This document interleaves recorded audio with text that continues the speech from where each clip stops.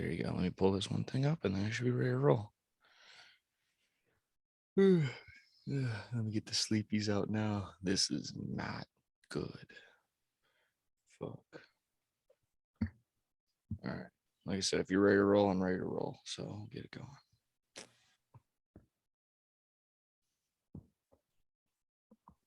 Hey there, Jims and Jimettes. Welcome into another episode of the DAAAGenerates podcast here. This is episode number 111, 111 on the docket here.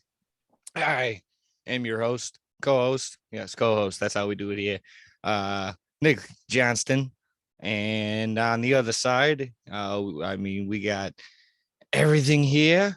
But we got Wild Bill here. Oh my God, I don't even know. What am I doing right now? What's this intro? Bill, what's going on? What's up? Help me here. I'm what's drowning. going on? I'll throw you a fucking raft, my guy.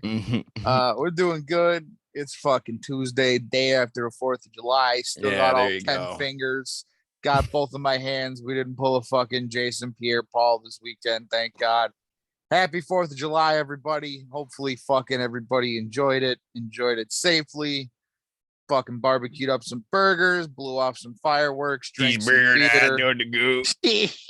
Yo, how many times? That was that pop. It got to pop every single time. Yeah. Never got old. And that'll continue to stay how it is. So yeah, that's I love that. That was great. Great meeting up on the party on Friday. That was fun meeting the whole, Kralis clan over there. That was fun as shit. That was a great little weekend. And then Friday was a fucking fun time. Friday was a fun time. My brother Nick took over the fucking microphone all night and just cracking jokes, ripping on people, telling inappropriate jokes. It was fucking yeah, when he was making fun of fucking Alexis and the lack of brain cells. Got me every fucking time. Fuck that pig. We're getting right into this fucking episode. We got a lot. We got UFC 276. We got together over the weekend, talked about it.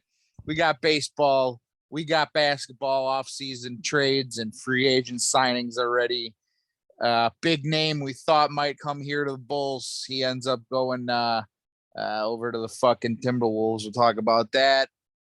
We got basketball, no fucking hockey, I don't think today. Hockey season's wrapped up. The only thing that's hockey is just the Stanley Cup trying to survive. They just keep dropping that shit. Yeah, they're fucking having the time of their lives. Did you see that video? Obviously, he's in the bar and he just picks it up, falls backwards in slow motion. Yeah, my favorite part is that 90s haircut guy, 70s haircut guy doesn't even pick him up. He just picks the cup up because that's his job. He's there to protect the cup, and he's doing a bad job. So, maybe we'll see how, depending on how the off season goes, maybe you have to throw him in a bathroom for his job, just taking care of that cup. That thing's fucked.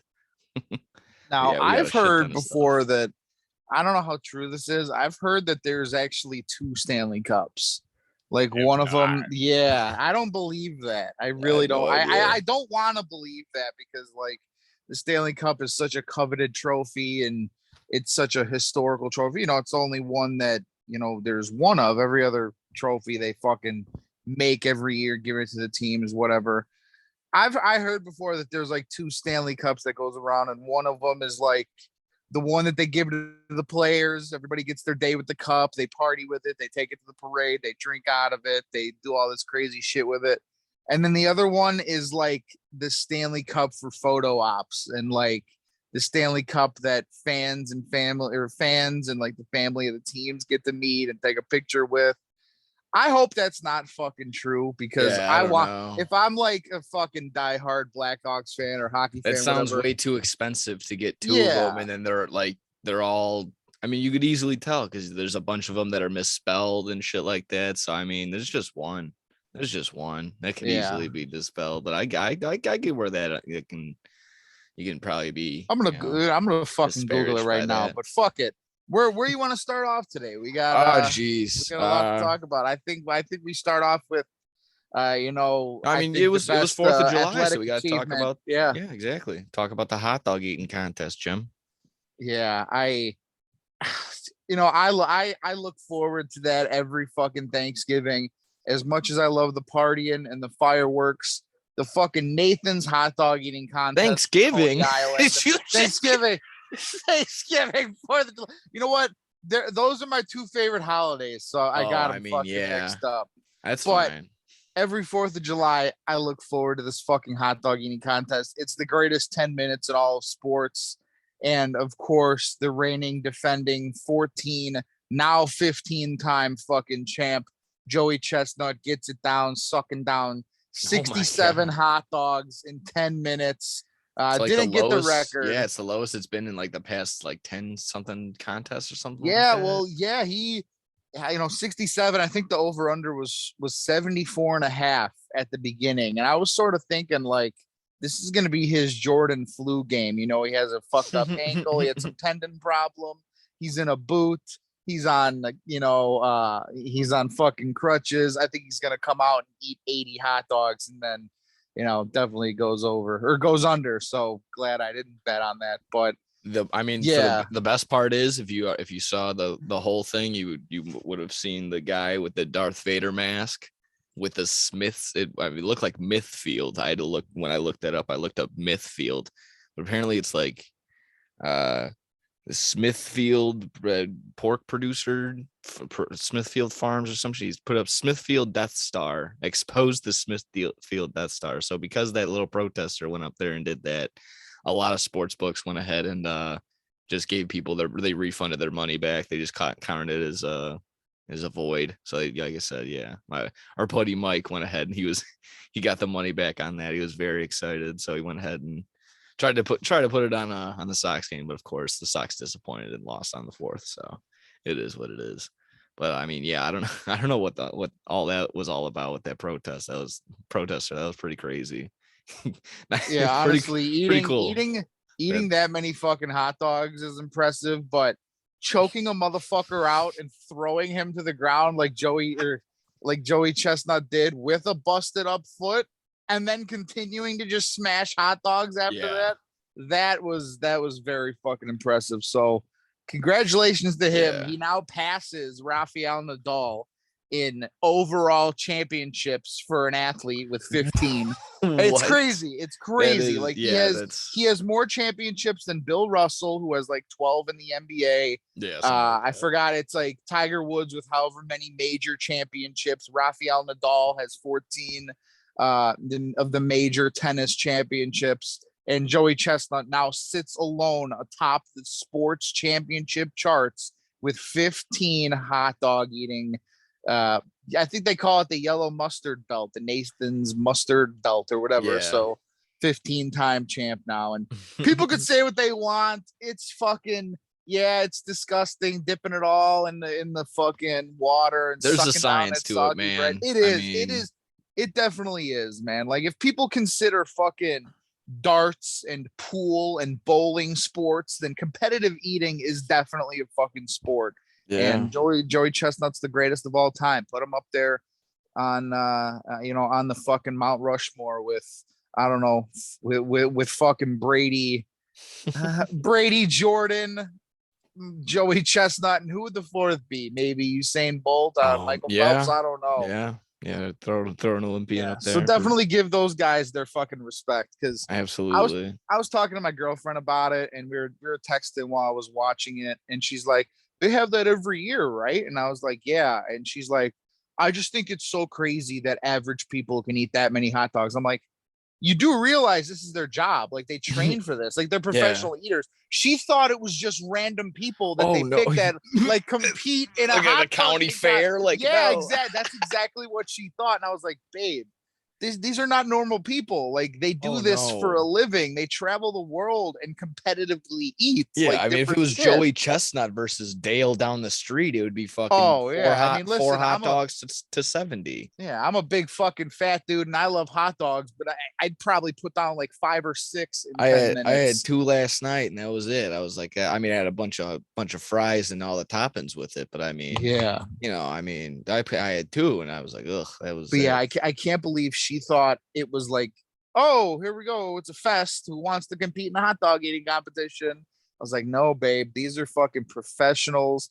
They got like ice cream sandwich eating competition. Yeah. They got sponsorships. They got spaghetti eating. They got cannoli. They got cannoli eating championships. Like they have professional, eating, competitions for every fucking food out there. And she had no idea that whole world existed.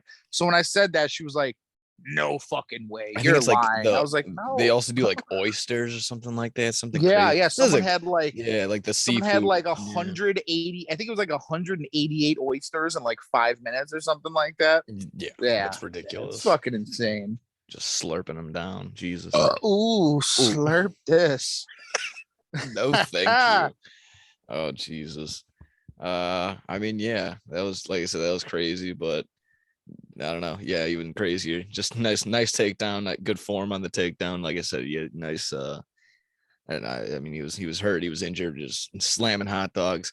And I don't know if I was him, if I had 67 or so, if I had 70 hot dogs in one sitting, I'd probably never want one again. So good for him. I mean, yeah, continue to roll away. I saw the odds. It was like he was minus like 500 or something like that, and for anyone else to win, it was plus 3,000. So I mean, yeah, it would have been a pure donation for to hit anything on the plus 3,000, but like I said, get on him. It's and like the next closest dude was 20 hot dogs behind him. That dude didn't like take a minute. Yeah, no, he didn't get dropped. Yeah, he didn't get drop kicked or anything. He didn't get tackled to the ground or nothing. So,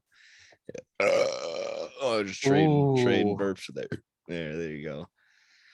Well, yeah. I mean, if you got nothing else on that, we can hop right into some baseball. That basically that's going to be taken over for now, and that took over all 4th of July. I don't know if you saw it, but it was a tweet saying it's like Christmas basically belongs to the NBA. It's going to get a little overtaken by the NFL, but the NFL has Thanksgiving for sure. And what was the other thing? The NBA hockey has Gay Pride Month. Oh, okay. There you go. That's great. There you go too. And they were just asking, like, why doesn't MLB just capitalize just more advertising? Like, hey, there's gonna be a bunch of games on today. Watch some baseball or something like that. So I don't know. No fucking idea. I don't know what fucking Rob Manfred is doing. He talks about, baseball, it's dying. There's not many fans. Attendance. But I feel like it's the least advertised sport. It's every time there's a prime time game. Don't promote it. Yeah, it's just there's nothing. Especially when, like, if you're a Cub fan, you got to find the marquee network. You got to pay extra for that, I think, to get that in your you got that with the Dodgers now, with the Red Sox, the Yankees. Like, I think that even I'll give it to the White Sox might be on something like that too. But I may have misread some article, but I'm not entirely sure. The only thing I did see is if you go to like MLBfreegames.com or something, like there's like once a day or once a week there is an MLB free game for the day. But dude, I get all the free games. I got a link. I'll fucking DM everybody. Oh yeah, I know. So if Reddit doesn't shut us down. There you go. If you find a link on Reddit and you find all the streams, there's that. But if some people are just like, no, not going to get a virus on this computer. There is a free way to get it like that. But they're also have you ever seen the YouTube games that they put on midday? I feel like there should be at least one per day. Like, I don't know why it's just they do like, oh, we're going to do one next week and it's going to be the Kansas City Royals versus the Baltimore Orioles. And it's just like, why would you put that? Nobody wants to watch on YouTube and make it so that I watch those. Just because I'm a degenerate and I'll fucking put on anything sports during the day or whatever. But it's like you're already putting out a shitty product like that, like something I don't even know. That might have been what it is, but like, I don't know, Guardians versus Rockies or something really terrible. I don't know. And then you put it so that like only YouTubers and only content creators can comment on the YouTube page. And I get it. There are a lot of shitheads like myself that are gonna say some stupid shit, but I don't know. You're not making it interactive. You're not posting it out there as much as you should. Only the niche people that already know it, only the baseball fans that see it every day know about it. So you gotta grow the game, Jim. I don't know. That's all. And I love Sunday night baseball. They do a great job, putting that on ESPN. They always try and get the best matchup. I know this past Sunday, I think it was Cardinals Phillies, so two decent teams right there, two wild card caliber teams. a couple big names, obviously Bryce Harper not being there, but you would have Bryce Harper, Nolan Arenado, Paul Goldschmidt, Nick Castellanos fucking hitting home runs, after some child just gets fucking cured of cancer or something. Cocksuckers always ruining everything. So they do a good job with the Sunday night baseball, but they need to have more of that shit. Yeah. Absolutely. And the one thing that I can't stand that they've been doing this year is the Apple TV games and the motherfucking Peacock games. Yeah. Like no one. The Peacock game at what, 11 a.m. Central Standard Time? So what? That's going to be 10 a.m. on the East Coast and fucking damn near 7 a.m. in California. That's brutal. Yeah, that is terrible. That's a horrible way to do it. It's a terrible idea.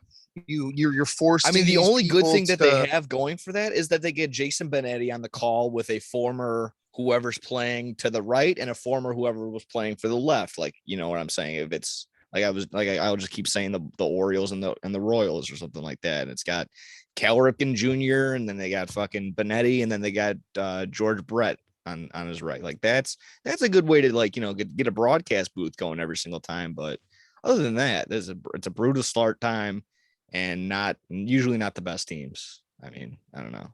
No. So, I mean, just forcing people to subscribe to Apple TV or get the free month of Apple TV just to watch a Sox game at, like you said, at like noon on a Saturday. Yeah. No one fucking wants that inconvenience of doing that shit. Same thing with the blackout restrictions on like MLB TV. Yeah. I'm lucky enough to where I've had the T-Mobile for a long time now. And for those of you who have T-Mobile, maybe you know, maybe you don't know, every year you get MLB TV free through the MLB app if you have T-Mobile. It's one of their like T-Mobile Tuesday offers. So I'm able to watch every single out of market game every day, even the Apple TV games, but I'm not able to watch Cubs or Sox games. Like that's ridiculous. I get it. If you're, I don't know, if you're a fucking, you're a Marlins fan living in Seattle, like that's perfect. You pay $11 a month, $12 a month, whatever it is, and you're able to watch Marlins or Mariners games every day up in Seattle. But like for those of us, and a lot of people don't have cable nowadays, and you live here in Chicago, you're a Cubs or a Sox fan, and you want to watch your team, this is a great opportunity. $12 a month, you get every fucking game except for your own. Like yeah. I think it'll soon go away. I mean, it used to be that way in hockey as well. And especially here in Chicago, where for years and decades, Blackhawks fans weren't able to watch the Blackhawks on TV. They ended up realizing, okay, this is a fucking terrible idea. And to grow this game of hockey into what it is nowadays, like everybody loves hockey, they sort of had to lift that fucking restriction. So I think somewhere down the line, yeah, baseball, it'll be everywhere. It'll be on YouTube. It'll be on hopefully MLB TV for everybody with no blackout restrictions. Cause like you said, they don't do the best job of promoting the games. It's a direct result of why baseball, I'm not going to say dying, but it's nowhere near the popularity that it was. But I mean, because it just had the game on the 4th, and it was essentially a sellout. A lot of not a lot of open seats. So I mean, the game's not dying, and not by any sense, because still getting the viewership. Come playoff time, is still getting sellouts, still getting like the big market teams are there. So I mean, it's there, but yeah. And you know what's crazy, and I've heard this. I forgot who said this.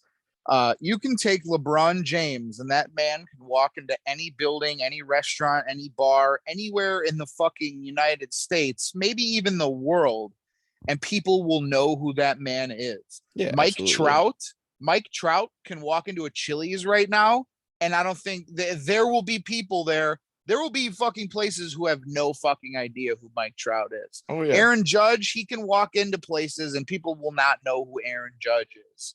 Juan Soto. They'll be like, "Oh, you're big. Do you play basketball?" Exactly. No. That's what they'll think. Like, like what? The MLB doesn't build stars. The MLB doesn't, do a good job of promoting is their the young MLB stars. They're doing the better. WWE of sports? Ooh, They don't push their stars. They don't build stars. They get other guys from other places. Could the be indies. could be becoming that, but I mean, that's what you want to fucking do, man. You want to take your young stars like the Tatises, fucking Acuna's, your Tim Andersons, all the fucking young players, the top 10 I mean, stars capitalize on that and then try to grow it internationally. Yeah. Like you just named a bunch of guys that are that could be international stars. You're starting to see it now with like the Dairy Queen commercial here in Chicago with Bryce Harper and Tim Anderson. Like, good, they're starting to finally do that, but it's going to take a little bit. It's going to take a couple more years until, all that branding and all that promoting of the MLB stars, I think will finally, kick in. Yeah. And I just hope that it will appeal to like, the youth and won't be just to like the dumb person like me that goes, I want the Tim Anderson burger. Yeah, that's what I'm going to, that's what we do. Like Shohei Ohtani, he's doing something right now that's never been done in the history of fucking sports, in the history of baseball. And I guarantee you, I don't know percentage wise, but majority of people wouldn't know that man if he walked into a fucking room right now. They'd just be like, oh, fucking big Asian guy. Okay, probably a fucking math teacher. I don't fucking know. You're probably a fucking mechanic. You're probably a fucking chef. I don't fucking know. They wouldn't know that he's the greatest and one of the greatest in the game and a man who's revolutionizing baseball right now. They just, it's upsetting. Yeah, no, it's a shame. It's a shame. With that being said, I don't know. We can do our usual little Cubs Sox. I mean, we don't have much MLB from what I'm looking at, but so I mean, however we want to take this down. However we want to tackle this Joey Chestnut style. Yeah, not a whole lot in terms of just MLB. We could do Cubs Sox. I'll take it over here. Not a whole lot from the north side. We did get two series wins over the last week. Took 2 out of 3 at home against Cincinnati. Took 2 out of 3 over the weekend against Boston. That was good to beat up on a pretty good team like Boston. Take 2 out of 3 against them. We lose last night 5-2 in Milwaukee. That was a tough one. The Cubs were up late. Then they went up 2-1 on an inside the park Seiya Suzuki home run in the 9th. That was sick. First game back in the lineup for him. 9th inning, 1-1 ball game. He hits one that I immediately thought was gone. Unfortunately, hit the top of the wall in left center field, ricocheted all around. He gets the inside the park home run.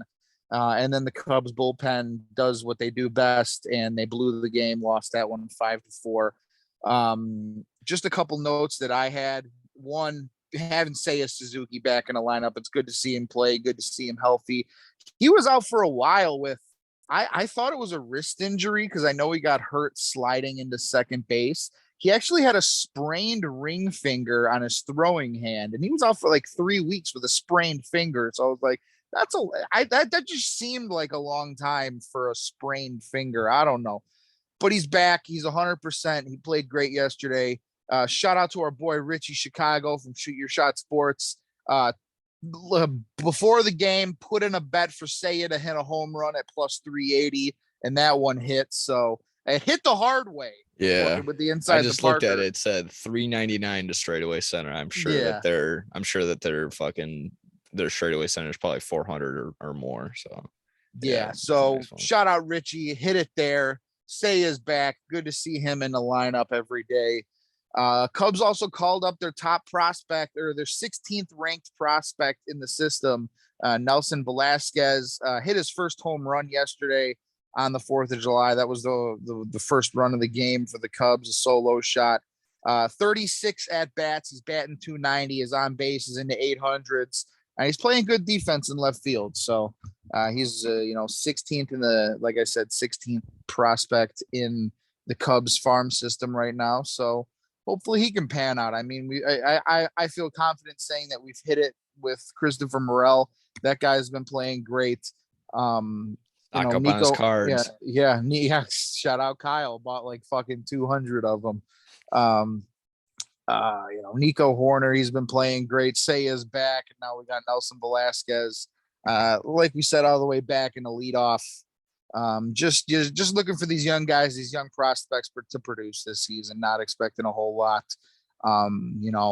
On the field winning wise, just good to see these young guys playing well. And then the last little thing I had on the Cubs happened during the week. I believe it was Wednesday, the Cubs Reds game in Wrigley. Everybody's favorite. Everybody loves this guy, Joey Votto, in town. Was actually talking on the on deck circle with a young Cubs fan. They were just chit chatting. It was a young girl. They're going back and forth. He's sort of watching the pitcher, taking some swings, turning around, talking to this girl in between pitches. And he had said something to her. The guy up to bat before him got out, and he sort of was walking to home plate for his at bat, and he turned around and he pointed at the little girl, and then he goes up and he hit a home run. He runs the bases, steps on home plate, and immediately he high fives the guy on deck or whatever, and then he goes over to the little girl and gives her a high five too. So like we always like to talk about those little heartwarming moments. I mean, Joey Votto, it seems like he does this week in and week out. And I've always been a big Joey Votto fan for that exact reason, just a crowd interaction. Talk about growing the game. Like we need more stuff like that out of the younger guys. Joey Votto, he's up there in age. He's been there, done that. He's been around for a while. Everybody loves Joey Votto. Hey, you know what? That's probably where we mislooked. They're doing it on the tickety tockety. That's what they did. They're doing a little dance. They're doing the gritty and whatnot. So exactly. What was that last week? 2 weeks ago, he makes the TikTok in the middle of the game with the young fan, and then right here he chit chats with this little girl, hits a home run, comes by on his way to the dugout, gives her a high five. And that's what makes baseball fans right there. Cool little interactions like that. So good on Joey Votto. Cubs got 2 more games coming up against Milwaukee Tuesday and Wednesday, and then we got a 4-game set at in LA against the Dodgers. Going to be a tough one there. Next time we record next Tuesday, the Cubs will be starting a 6-game homestand with Baltimore and the New York Mets, and then we got the All-Star game. So there you go. A tough week of baseball for the Cubs coming up. We got some late games Thursday, Friday, Saturday. Luckily, I'm off work all day with the fucking knee injury. We're still out, so we'll be able to stay up and watch them a little bit. And that's about it. Fucking go Cubs. I got only one thing, but I mean, don't need to comment if you don't want to. Don't need to drop names if you don't need to. I mean, we were just bringing this up in our group chats and all that bullshit. But how about that fight out in the bleachers with that Boston Red Sox fan, dude? Yeah, we can what talk. What an elbow! I mean, we can gnarly. talk about it. I don't want to drop any names just because just out of respect for the guy, but. I don't know. Maybe some of you guys saw the clips going around the internet. I think it was Friday's game because we were talking about it Saturday, correct? I believe so. And I think yes, and it was from the day before. Yeah, it was Friday's game. It was Friday's game against the Red Sox. A guy that I went to high school with, that I'm pretty good friends with, was out in the bleachers in right field and talking to another one of my buddies who was talking to some other people. Said that this guy in the bleachers, this Red Sox fan, was drunk. He was throwing stuff around. He was talking shit the whole game. He was just being a belligerent asshole. And he had said something to this guy that I know. And my buddy, I'm not gonna say his name, he was like, "Yo, fuck you, dude." And this dude just ran up on him and cold cocked. I mean, that's the part where it's good on him. Still, I mean, yeah, it's still good to leave names out of it, but like. He's still kind of in the right here. This guy was running at him upwards. He had the bad move. He had the high ground. He had the high ground. Clearly had the high ground and didn't fuck up. He gave him a good one. Oh my God. Yeah. Clean shot, elbow right on the chin. Right in the mush. Dude went limp and just collapsed down the fucking bleachers. And I think he landed face first on one of the fucking bleachers. So he got deleted. Defend the fucking bleachers. Listen, I like Red Sox That's fans. good. I like that. I like the Red Sox. I feel like the Cubs and the Red Sox are like stepbrothers that really get along, you know.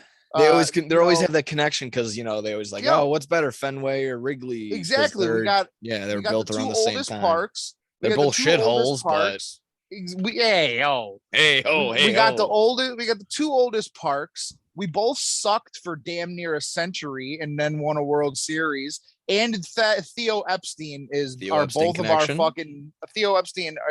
of our daddies. So I've always liked the Red Sox, but for them to come into Wrigley and act like fucking assholes and for cocksucker, I'm gonna come up there. That we didn't even talk about my buddy who knocked this fucking dude out. He's not even a Cubs fan. He's a Sox fan. Hell yeah. So he was just at the Cubs game with his family and his kids. I think his kids and his wife are Cubs fans. And so he was there. And even, hey, we had a fucking Sox fan just defending Chicago in general. There you go. Keeping these Boston scumbags out of here, teaching them a lesson. So shout out to him for fucking cleaning that dude's clock. There you go. Hell yeah. I just thought I'd bring it up for fun. I mean, yeah. If you got nothing else on Cubs, I'll shoot over to the south side. Let me see here. Yeah, other than I'll talk about the 4th of July game really quick. If you were like me, you probably were very disappointed. A lot of the entrances didn't even have the bobbleheads at their particular spot. So we lined up in a line basically for damn near an hour and a half for basically no reason. So like I said, a lot of the entrances didn't even have the bobblehead to begin with from my understanding. So bad on them. They got to figure out some sort of line system. And I'm not saying that they need to sit there and hold our hands and organize it with everything, but there needs to be some sort of, because it was just a clusterfuck from beginning to end. Got people walking down, just asking what's this line for? Just bobblehead. Dude, this, it was chaotic. Just, luckily nothing, no one was hot-headed, no fights or nothing. I did see someone, unfortunately, had to be taken away, must have just passed out. Excuse me, like I said, being in such a big clustered crowd, shit like that can happen. So excuse me. Yes, unfortunately someone did have to be taken away in an amber lamps, but hopefully just dehydrated. Amber lamps. Hopefully, like I said, just dehydrated or something like that.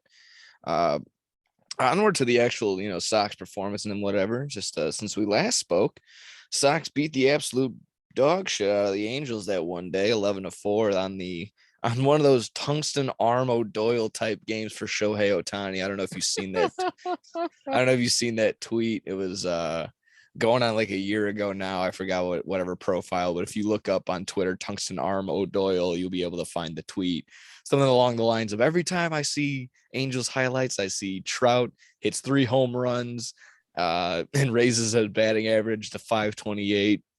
And Shohei Ohtani does something on the mound that hasn't been done since 1921. Tungsten arm O'Doyle of the whatever groomsman, Charlottesville groomsman or whatever the fuck.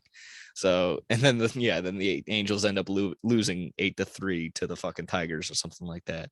But I like the one you just told me before we started recording, where it's Ohtani, Trout, and Rendon all go back to back with home runs, and the Astros lead 11-3. Yeah, exactly. I mean, it's just how it is. There's been countless games, and there was just a post on YouTube. I'll share it to you. I'll share it to you after this so you can watch. It's only a couple minutes long. It's been dating back since last year that Ohtani and Trout are clearly just carrying this team, and they can go how they did, go 3 for 4 or 4 for 5 with four RBIs, 2 home runs on the day, and they still lose 11-4. So it's just, I mean, awesome for the Sox that they were able to do it, getting only 1 game out of the 3. They were in Anaheim. They don't do well on the West Coast. West Coast travels anyways. Thank God we didn't have to play Oakland. I mean, we usually just lose to them, but I don't know. Hopefully now we beat the shit out of them come when we do play them. Whatever, I'm getting off track. Another game where like I said, Shohei Ohtani and Trout just absolutely go out of their mind and just show nothing. So they've only had one playoff series. Again, I don't know if we mentioned this off air or on air from last time. I don't really remember, but it's a damn shame what's happening to Mike Trout. He can't get an actual meaningful playoff, or he can't get a meaningful baseball game in his career. It's ridiculous. It was telling you the only playoff series he played, they got swept by the Royals. So brutal. But they ran into the buzzsaw that was Shohei Ohtani on the next day. They lost 4-1. I mean, that's just what's going to happen when Ohtani he's only given up like 1 or 2 earned runs in the past 3 games that he's pitched. So yeah, it is what it is. Surprisingly, White Sox walk in onto the next series against the Giants, and they sweep them, getting the 1-0 win with the legend of Leori continuing on that. So nice little ground ball to, I don't even know, gets past the shortstop. I don't even remember. That was on the party night. But geez, I mean, that was really good. Giants on a little bit of a skid right now. Can't say that it was good. It was promising, but then to lose on the 4th like they did to the Twins, they've had opportunity after opportunity Monday night to just actually seal the win against the Twins, and they just couldn't do it. They absolutely handed this game, like Steve Stone said, they handed this game to the Twins on a silver platter. The history fucking making triple play, 8-3 triple play, completely deflating. I don't even know who's to blame. Adam Engel didn't tag up. Yohan Moncada is just running, and I mean, AJ Pollock just it flew out on a. I mean, you can't really blame him. Byron Buxton made a decent play. Yeah, I mean, it's just history being made, and it just, like I said, continuing this dark cloud over the White Sox that just can't break through getting over 500 anymore. They're just, again, sitting 2 games below. Again, like I said, while the Twins have just been getting loss after loss, I think in the series against the Guardians, they had 2 or 3 walk-offs against them. They're just handing the Guardians wins, and now the Guardians have also been losing. So the Sox aren't out of the division, but they just seem to not want to win either. It's just that no one wants to win this division. Keep playing like this, the fucking Tigers will sneak up and start winning games, but I highly doubt that. But yeah, I don't know. It just gets frustrating when I see, the starting pitcher for the day is Kopech. He's 2-5 in his win and losses, if you want to look at that, but he's a 2.37 ERA. It's really feeling like Michael Kopech is our DeGrom of the fucking White Sox. It's getting brutal. Just give this guy some run support. I'll stay positive. Again, with that series against the Giants, I did like how the Giants fan base, the Giants franchise, gave Johnny Cueto a tip of his cap. Oh yeah, that was a nice little moment there. Yeah, absolutely. And then I mean, I don't even know. Just trying, again, staying positive, just thinking about Gavin Sheets is red hot. He's been doing well ever since he's been called back up from Charlotte. So good looks on him. Yohan Moncada, like I just said, I want to stay positive. Yohan Moncada has been the shits. Like I said, he just doesn't look like he wants to be there. I've said that before, and just a lot of people are picking up on that too. Just body language just doesn't seem like he wants to be there. When they had that blowout win against the Giants, he went 0 for 5. Like, what are we doing? I mean, at that point, get someone else in. Well, I don't know why Jake Burger isn't getting more reps than usual. I mean, he might be hurt or whatever. I don't know. Probably. I can't keep up with the injuries anymore. Matt Foster had a nice little outing on the 4th. I think he only had 6 pitches thrown and got all 3 outs. So that was a really solid 6th or 7th inning that he threw. Like I said, so good on him. Yeah, I think it was the 7th, because then Liam Hendricks came in for the 8th, Graveman for the 9th, and then Joe Kelly just gave it up. Just absolutely gave it up in the 10th. It's a 7.577 ERA. He's the shits. So I don't know. But let's stay positive. Let's get Tim Anderson into the All-Star game. He should definitely be there. His average speaks for itself. Whether or not the power numbers are there, he's still very much a reason why the Sox are even close to any sort of contention if you want to even put it in that way. So good on him. Get him there. I would also expect. I would say to get Dylan Cease there as well. It doesn't need to be the starter, but he should definitely be a nod. Definitely get in there, as well as maybe. I don't know. Maybe you could say Vaughn. Maybe that's just maybe with some personal bias, but probably not. Who knows? Well, let's see. But definitely Anderson and Cease for sure, in my opinion, should be on the team.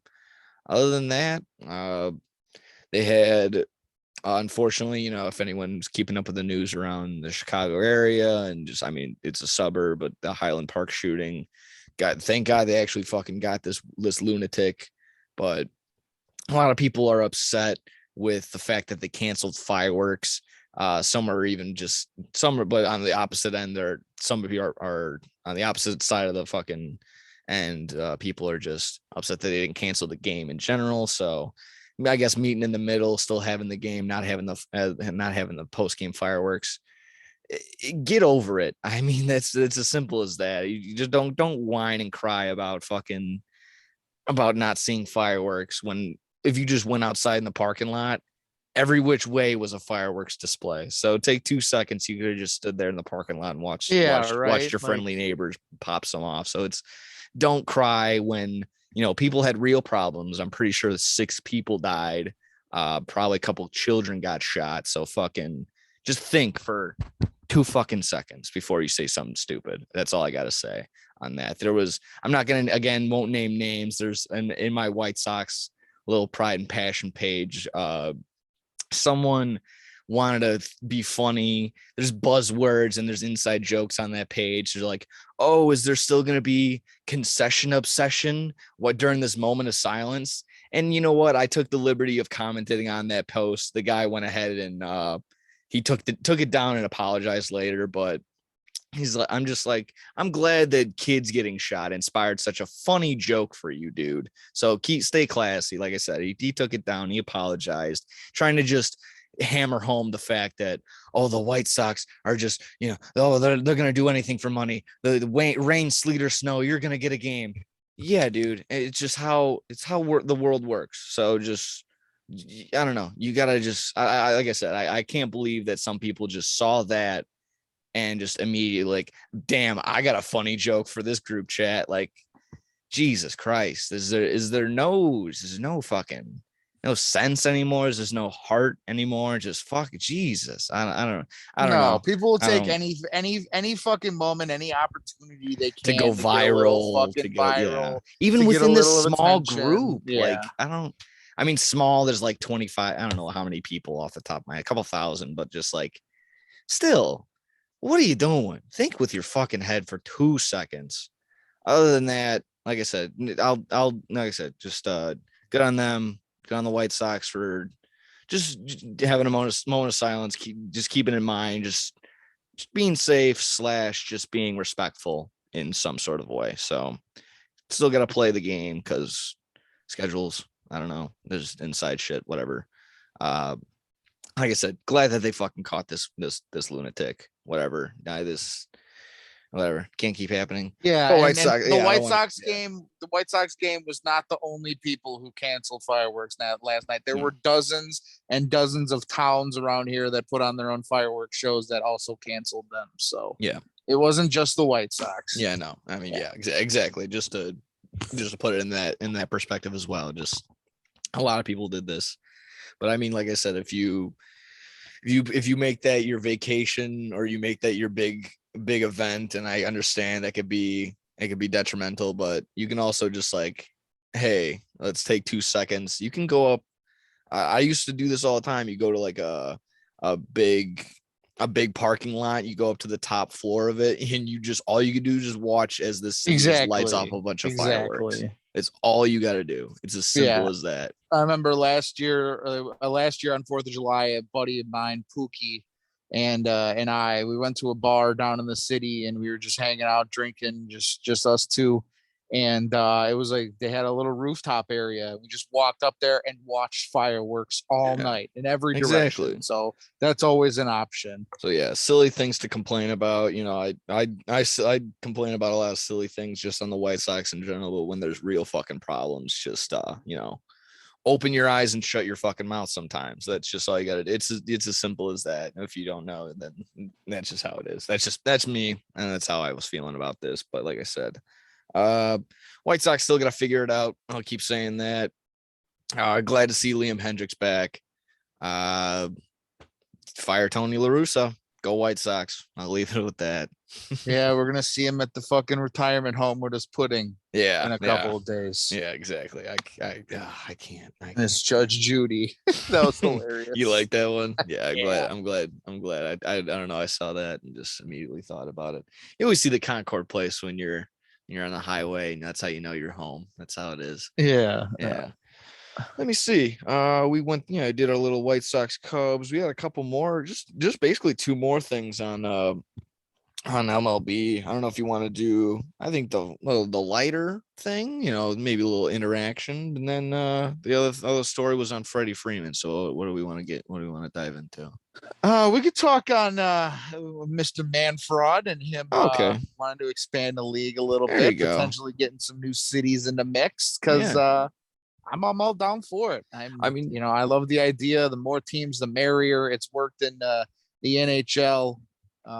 It's worked, what's the new fucking team they brought to the NBA a couple of years ago? Oh, geez, the Thunder. They're not the move. They moved. Thunder. Yeah, they moved. And then the Pelicans moved. Yeah. So there's been a lot of movements. Wherever, they've been basically staying the same. But I mean, it was a statement by the MLB with a couple of things. They want to look at automatic umpires, which I've been fucking saying. This is, again, you can look at the game from last night. That umpire was fucking brutal. So should very much encourage automatic umpires, robotic umpires. So it was that they want to very much hammer down getting a pitch clock for next year, which you know what? I'm all in favor of that. Get a pitch clock and eliminate the fucking little league extra base runner rule. That's how you get a faster pace. You don't get it by putting people on and expanding the fucking inning, getting a 4-run inning that's going to take 30 minutes, as opposed to just putting no one on that can just strike out or whatever. But whatever. I forgot what I was even going on about that. Automatic umpires, whatever. We're talking about Manfred in the cities. So expanding to the cities, I was just leaving the question up to what two cities would you want to see them get to? I don't even know. I saw a lot of people saying they want the Montreal Expos back. They want Montreal. I'm just trying to think big market cities. A lot of people. I got one Vegas. that I just think. Well, yeah, that was going to be the top one where I think that. I mean, that's just for certain that Oakland is going to move to Vegas. That's why I was kind of not leaning towards that. I was thinking Montreal. If you get another fucking team, you bring a team to Vegas like that, then that'd be huge. New Orleans. I was thinking New Orleans.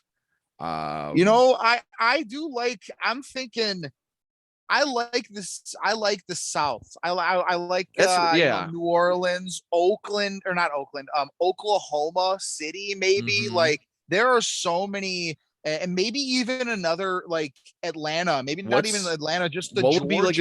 What would be like a good college town, like Omaha, Nebraska, like Omaha? Yeah, isn't that where they do the college World Series? Yeah, get it there. I mean, a lot of baseball players are from the South too. I mean, Oklahoma, Texas, Georgia, some sort of Carolina, maybe the Carolinas, like South Carolina, North Carolina. Get one in South Carolina Gamecocks year in and year out. They're a great college team there. There you Tennessee, like the Volunteers, Tennessee. I wouldn't mind to see a team there.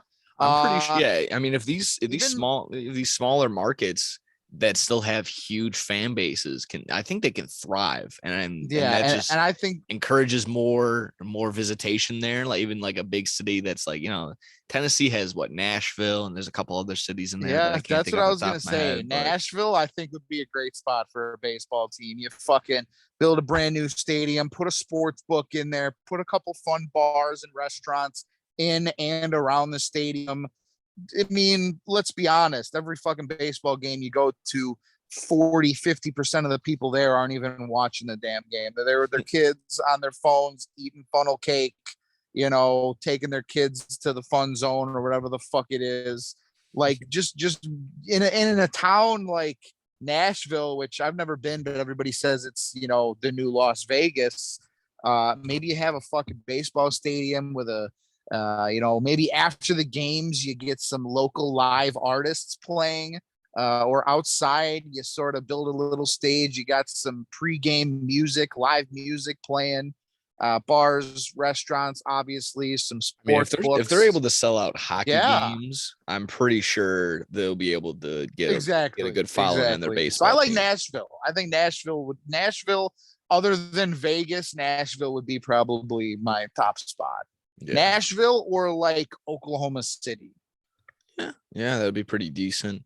Yeah, I would just think like, if it's somewhere like New Orleans, you could only hope again that just like, there's no like big catastrophe, because I mean, just naturally they're below the sea level, so it's kind of just like, what are you doing building a fucking stadium there? But I mean, if you put one there, maybe you have to be like Alaska. I did. Yeah, I heard about that. Alaska, Hawaii. Yeah, you could think about outside the box like that. That would be.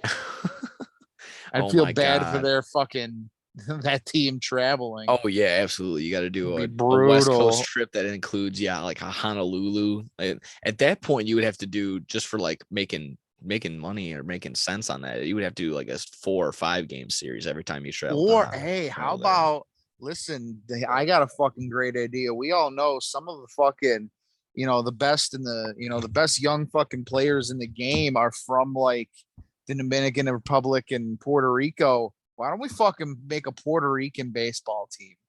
They would go fucking put a team down in fucking Puerto Rico, build a crazy ass stadium. They love baseball down there. That's, baseball's the number one fucking sport down there. So I mean, yeah, maybe wasn't it the World Classic with the baseball series? The world. Yeah, I forgot what they call it. Oh yeah, it's something weird. World Baseball. The World Baseball Classic. Yeah, that's what it is.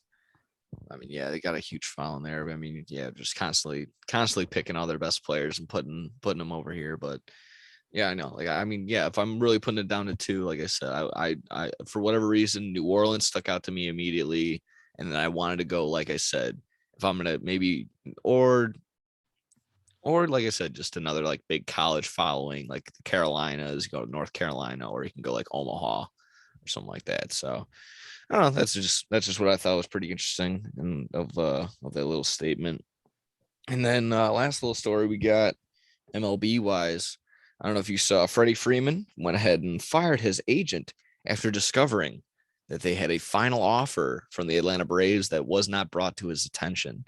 So, I mean, if this is true, obviously, he went ahead. Freddie Freeman is one of those guys that is just like, he's not really he's not a loud character when he's interviewed and whatever. He's probably got some good sound bites. He's a nice guy from what I've heard, but I remember earlier that had the little thing about him not being nice to rookies or whatever. It's not really like him to just probably fire his agent middle of the season unless this had some sort of traction, unless this was true. And like I said, if it is, this guy is fucked. He's probably going to lose like his license. He's going to be 100% blackballed from being a sports agent again. So I don't know. I haven't looked into the details from the last time I read the article and whatnot. So maybe this can come down to actual like legal trouble and shit. And from what I understand, maybe the offer from the difference between the offer that the Dodgers and the Dodgers and the Braves had, there was a big like contract, big number difference. But after the taxes and all that shit, they would have made more money playing with Atlanta again. So yeah, he would. I don't know what to take from this other than I'm gonna go with Freddie. Oh, I mean, it seems like he knows what he's doing on this. But yeah, especially especially after the week that they had and him being back in Atlanta, showing all the love. Him crying during the I think it was the pregame interview, and then also during the postgame interview. And that's where he was drafted. That's where he's played his whole career, 12 years, won a World Series with them. I mean, that's his home, and he even said it. He's like, I love LA, but Atlanta, this organization, this fan base, they're always gonna be, they're always gonna, have that top spot in my fucking heart. And for this shit to happen, like some shady shit had to be going on with like not the manager, the agent's compensation, for him to be like, oh, if he goes here, I might get fucked over in some sort of way.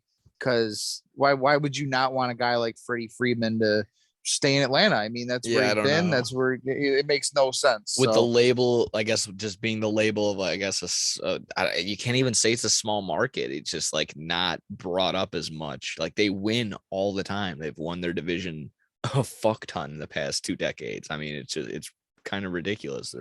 They're very underrated when it comes to these teams. It's just like, I don't know. You're probably onto something with it. It has to be something selfish for the agent. I don't know. Exactly. He probably wanted him in LA, get some fucking deals there. He's on the Dodgers. What, I mean, is Freddie Freeman gonna be an actor? Is he gonna start doing movies? Like what was what are we doing here? I don't get it. Like I said, he's gonna be in the new fucking episode of like he's gonna restart Entourage or some shit. I don't understand. I mean, I don't know what would, if that was the thing. That's a bad move, but I mean, yeah, I mean, good for him, just cutting ties and just saying fuck that. So I don't know. I'll have to, maybe we'll follow up on it next time. Maybe get some more details. But yeah, that guy's fucked. That agent is definitely gonna be blackballed. Like I said, it's a bad. Yeah, it's a scumbag move, man. Scumbag move, and to do it to a nice guy like Freddie Freeman, just to take advantage of someone like that, you're a fucking scumbag.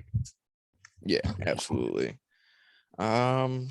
Yeah, like I said, without further ado, that was basically it on MLB. Unless you had anything else, we can shoot. I think that's about it with fucking baseball this week, Jim. Yeah, definitely. What do we want to tackle next? I got one story in the NFL. I got a couple. We got the free agency tracker and NFL or in NBA. We got some Bulls moves. Maybe I pronounced that wrong, but what do you we want to dive into? I'll let you talk some basketball. We got a little bit there, and you got some big moves, big trades made, free agent signings, and even I'd say a decent little signing here with the Bulls. So why don't you go over that real quick? Yeah. So I'll start with the Bulls. Definitely the big one getting out of the way. Got Zach LaVine back for the big extension, $215 million. For what, five more years, I believe. 5 years. 5 more years, $215 million. That's good. That's locked up. As like I said last week, as long as we're gonna get the Zach LaVine that isn't second guessing himself / being passive. I mean, pass the ball, of course. Be mindful. Don't fucking put up 37 shots when you're only gonna make 10 or something like that. But when it's time to take over and be aggressive, I hope that's what he can do.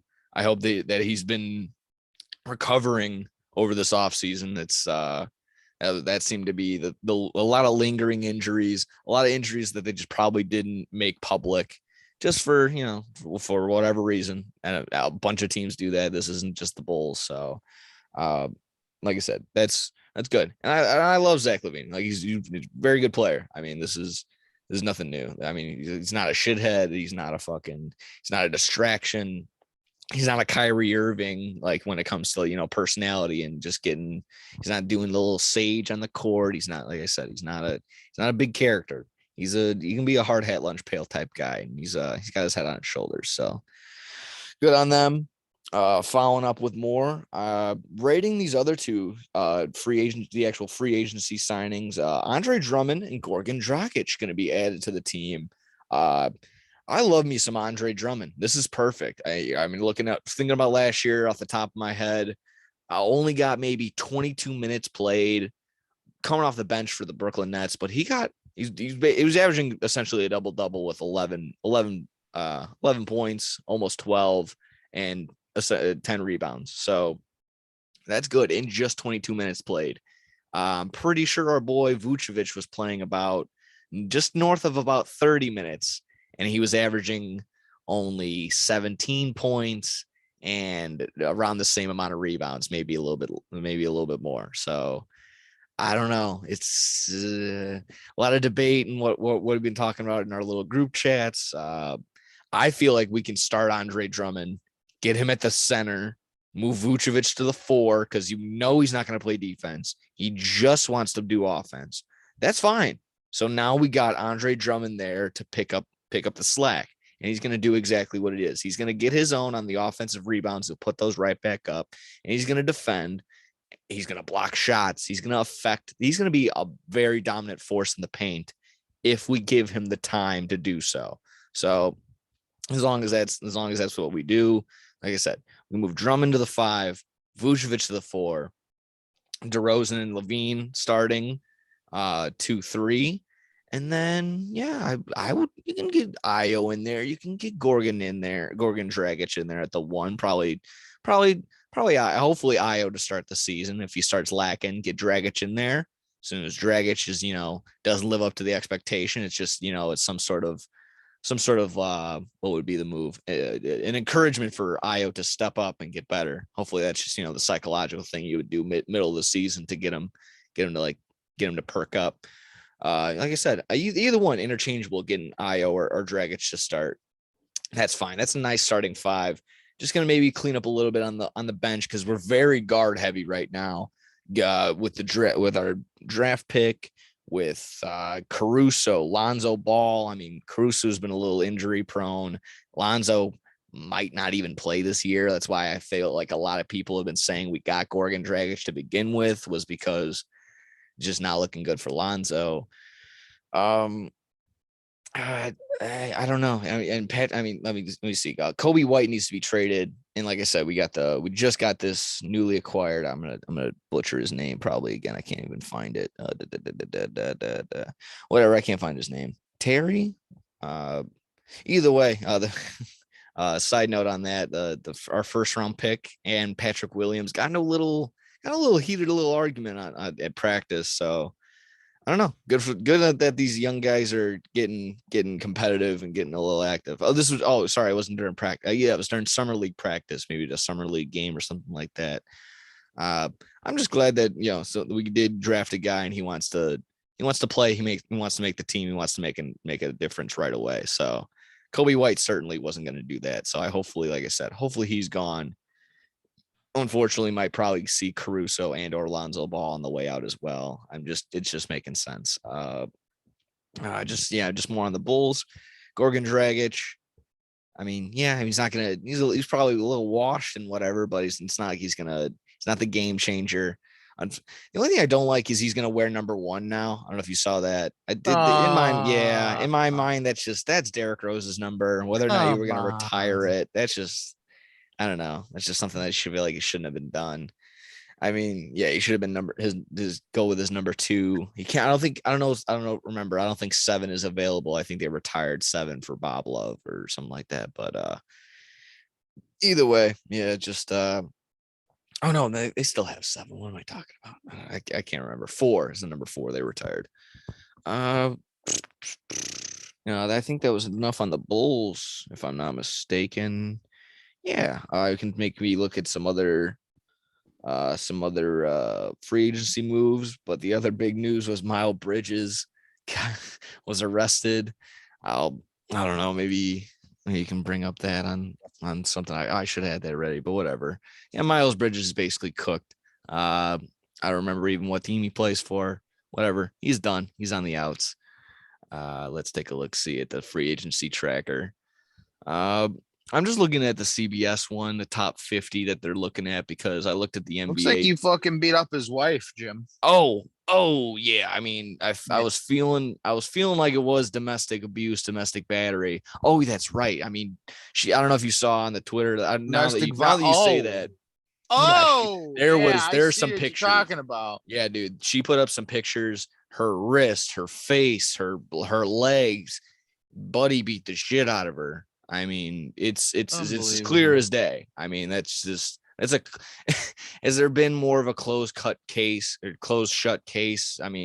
Compare this to probably like this and Kareem Hunt. Or like Ray Rice. I don't know. That should be about it. That's yeah. I don't mean to gloss over that. I just didn't want to throw a bunch of details out of my ass if I didn't have all of it in front of me, because it's kind of an important deal. It's kind of a very, very touchy subject. Got some ugly ass feet. Jesus fuck. Her little pinky toe is like non-existent. She's got like 4 toes, and then the other one's like morphed into her own foot. Maybe Bridges did that to her. I don't know. Maybe fucking super glued it. I don't know. You can't say that. She's not. Maybe she fell down the stairs or something. Oh, yeah. She fucking fuck. What a scumbag. Yeah, no, absolutely. If you do that, he's done. Like, he's absolutely done. I don't see at this day and age, if he gets back on the court, it's going to be in China or fucking Pakistan or something. China, like they're going to be playing on the basketball league. Yeah, exactly. In prison. They're going to be playing like fucking with Nelly and what's his Cheeseburger Eddie in The Longest Yard. Yes, exactly. I got the fries that across your eyes. I got the burgers that I just got burgers. And now we got Mikal Bridges, whatever his fucking name is, joining the team. Yep. Yeah, Miles Bridges. Yeah, he's fucked. Miles, yeah, what a dumb name too. Name your kid after a fucking distance. What? Well, you don't like Miles Teller from your favorite? I like his mustache. Favorite Top Gun movie. Your favorite? You guys are all jerking off to that fucking film. I like the scene where he has no shirt on. Yeah. Oh yeah, I'm sure you do. No, I like his mustache, but I mean his name is dumb. Why would you name anyone Miles? That's a terrible name. Yeah, I don't. It's almost as bad. It's almost as bad as Alan. Oh shit.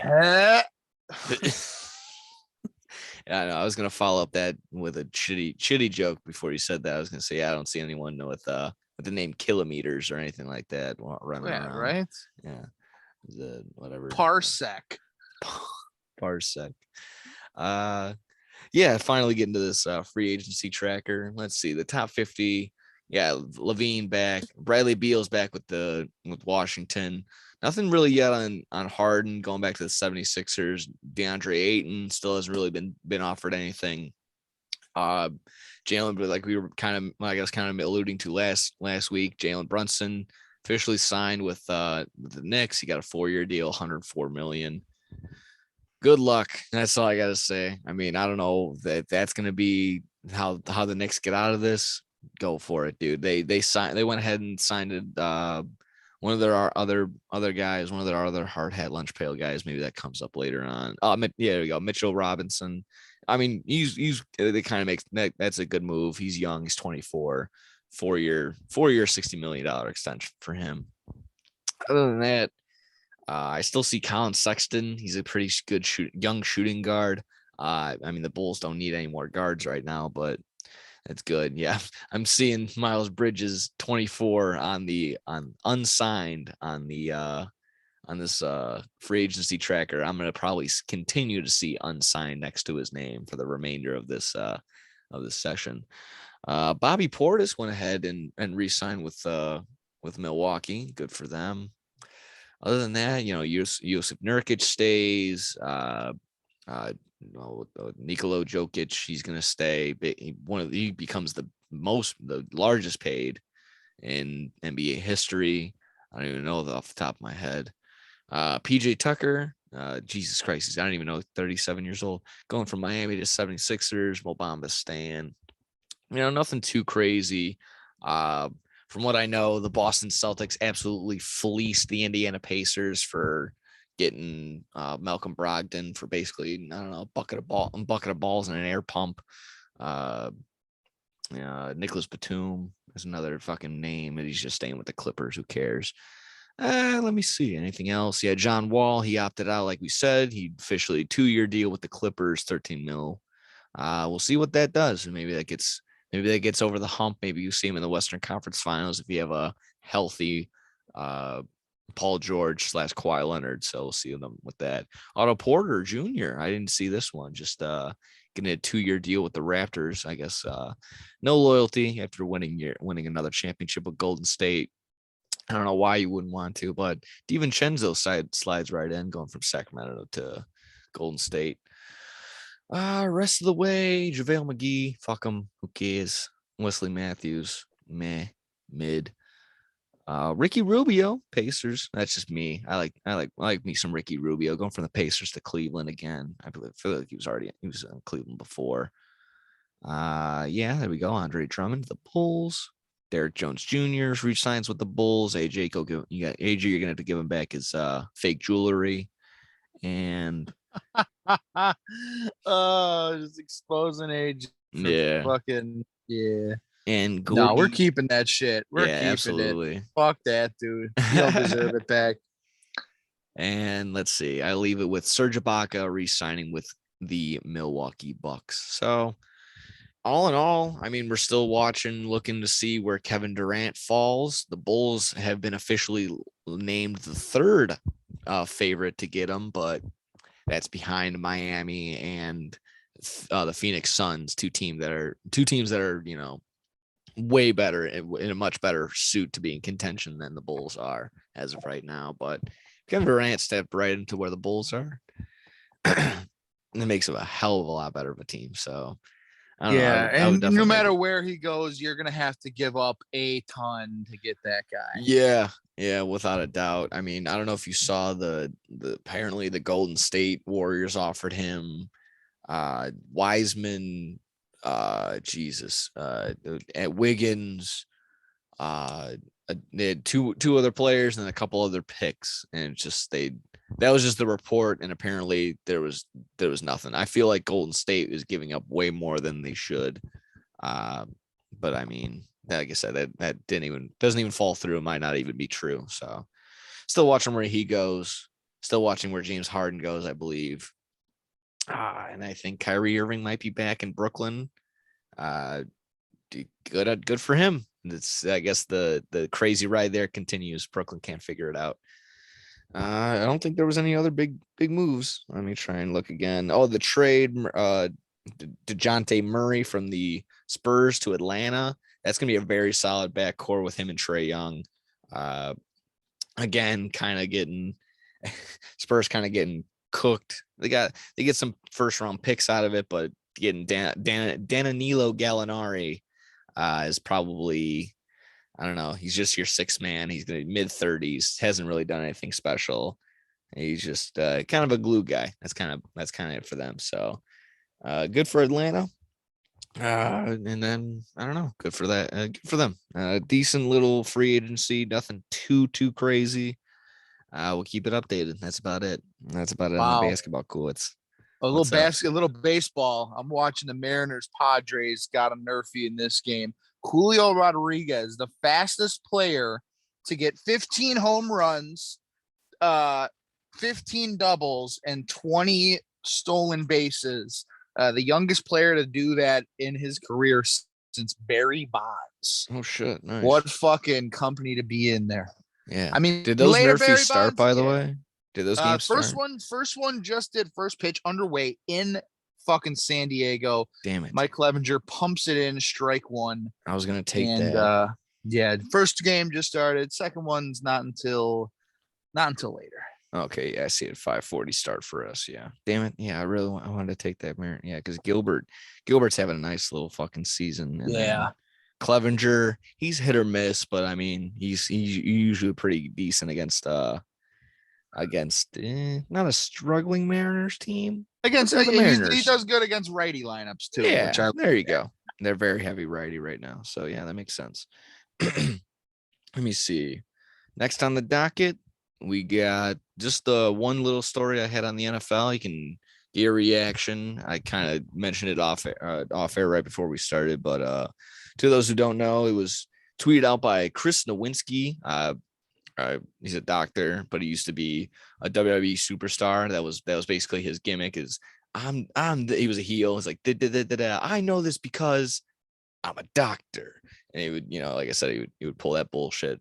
But after an unexposed chair shot to the head, gave him a concussion, WWE didn't do anything about it. He went ahead and sued WWE about it, and that's basically why now the WWE is so big on really anything medical for them. So good for them. But like I said, getting the actual NFL part of it, went ahead and tweeted breaking the news that Demaryius Thomas, when he passed away, they went ahead and scanned his brain, did all the research on that, revealed that he had stage 2 CTE, experiencing forms of paranoia, obvious, just not, obviously, the what his character changes, his just about everything changes. I mean, when you're just not yourself, when your brain is all mashed up and mushed up. So is, like I said in the tweet, again, saying that his brain is going to be donated to, oh Jesus, I'll pull it up and maybe get the full details on it, but it's going to be donated to a good, highly renowned brain facility. It's the worst way to put it, but it's going to be studied. It's going to be taken care of in the sense of, that it's going to, like I said, this is something that people want to learn from, build on, and the brain is still something we're learning about every single day as old as people are. Just like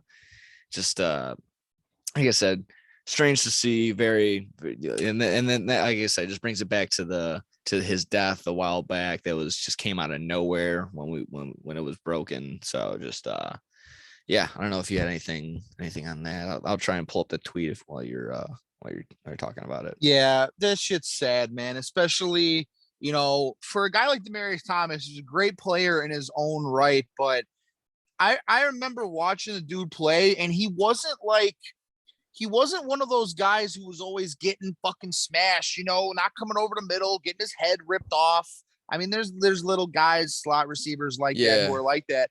When you think of Demaryius Thomas, sure, he had a couple of what I like to call like structural injuries. That's what I call my injuries, like knees, shoulders, elbows, like stuff like that. But he was never really out for, extended periods of time with concussions, and especially like how safe the technology's become nowadays, how safe the game is now. I shouldn't say how safe, how much more safer the NFL is nowadays for a guy like that who wasn't a physical wide receiver, didn't have a whole lot of fucking crazy brain head injuries during his career, to find out like a relatively safe player like that had stage 2 CTE or whatever the fuck you just called it. Like, that's scary, because you might not, like, if he has that, what the fuck do some of these linemen and some of these linebackers and some of these hard hitting safeties have? Like, like wide receivers, yeah, they got a tough job, but back in high school, we used to call them the pretty boy slapdicks for a reason, because they didn't really get hit. It's nowhere near the most physical position on the football field. Sure, the NFL is a whole nother level, and I'm not saying it's not a physical position, but for like a wide receiver like that to have fucking major brain injuries like that, it is just scary, dude. Yeah, it just goes to show it's wear and tear over time. It's just a bunch of reps that, sure, like you said, it's not big impact all the time, but just the small impacts every now and again, it's going to add up. And sure enough, and it makes you think about the guys that are hitting at 100. I mean, not necessarily what it is, but they're going 100 miles an hour every single time. And it's essentially, you're getting the impact of a car wreck every single time on your body, on your brain. You're shaking, rattling your brain around. That's what's causing these. You could also point at probably undiagnosed concussions, maybe when he was maybe he was playing fucking little league football and whatever. Yeah, high school, college, high school like ball, college ball. It's just like it's a different game where now that wasn't prevalent. It wasn't something you were concerned about at all. And just like, you're not bleeding, you're fine. It's just now it's just all the internal injuries. That's the scary thing. And that's and like for a guy, I've been lucky. I think I've only had, I think, one concussion my entire life. And let me tell you, it was fucking scary. But I didn't have one I don't know if I've had one myself, but again, like when you get rattled and you're just sitting there, I mean, I'm sure thinking about it now, I probably did have like a minor one, but I mean, a concussion is a concussion. It's just like, yeah, you're sitting there, you're dazed. You don't know what it's basically, you don't know what day it is. It's just, yeah, you just feel dumb. Unless you're in you're in the pros or you're at like a top tier college. Like you said, some people are just like, you got a headache, suck it up. And that's not the way you need to be fucking handling these. Cause back in high school, I remember it, but I also don't remember it. We were doing a practice and we were practicing. I forgot what the play was, but as an offensive lineman, we were pulling and I had to clear out the edge, And, on defense, they know the plays. They're fucking cheating. They want to look good in practice or whatever because they know what's coming. And I had pulled and this guy was cheating on the play on defense and he was where he wasn't supposed to be. He was only there because he knew what we were fucking doing. Yeah. And I wasn't expecting him to be there. And I turned the corner and me and him went head to head. Oh. And the next thing I remember, I woke up in the fucking trainer's office just on a table. And I was like, what the fuck just happened? And then the same thing, like, sit in a dark room for a couple days. Don't go on your phone. And like, that's really it. That's how they handled concussions in high school. And as a 16, 17, year old kid, that's when you're still fucking forming. That's when your brain's still, you might be, the late stages of puberty still. That's when your brain is developing. And for you to fucking bonk head to head, that's why I got the Dan Bramage I got now. You go like that, and then the trainer's like, just don't play video games for the weekend, like that's not really a fucking that's not medication. That's not medication. Yeah, I forgot what the word diagnosis, whatever the fuck. Yeah. Like, come on. There needs to be. I mean, that's a tough one. It's not like you could just like, you can just gonna go into someone's head and fix their brain. That's that's not how that works. I don't know. It's like I said, very scary. Just got to continue to be mindful and just do your best to just be a safe player, like you keep saying. But even then, like we just mentioned, it's not a guarantee anymore. I mean, have you got nothing else on that? Oh, sorry. Actually, I just brought up the tweet. I'll just read it verbatim from Chris Nowinski, PhD on Twitter.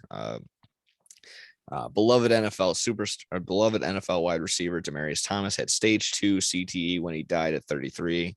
I arranged his brain donation to the VA-BU at Concussion and LF Brian Bank, where so-and-so, I'm not going to read this handle, made the diagnosis. He struggled with erratic behavior, memory loss, and paranoia. So that was that was the three things. That's also been what also just leads to a big showing of like, does he have like what's the big sign? Behavior, a huge behavior change. A lot of people they'll say he was a fun-loving guy and now he's super aggressive. He's just quick he just snaps on you or something like that. A lot of people, it always seems to be they turn to anger, and then that anger can ultimately lead to abusing somebody else or abusing themselves in some ways. So I don't know. It's like I said, just hopefully people can just encourage to just keep looking into the research on this shit. This is pretty important. I'm still yet to watch that Will Smith concussion movie. So I still haven't either. Yeah. I still haven't watched that. I feel like that was a great movie. Big. Yeah, I heard it's phenomenal, but I would I'm sure that they're like I said, there's gonna probably a lot of that. It's gonna hold up even that for that movie being coming out like 5, 6, 7 years ago. So yeah, that was basically it on NFL. Let's see anything else we can. Will Smith does a fucking movie about concussions, then he goes slapping people. Yeah, come exactly. On, double standard. Yeah, absolutely.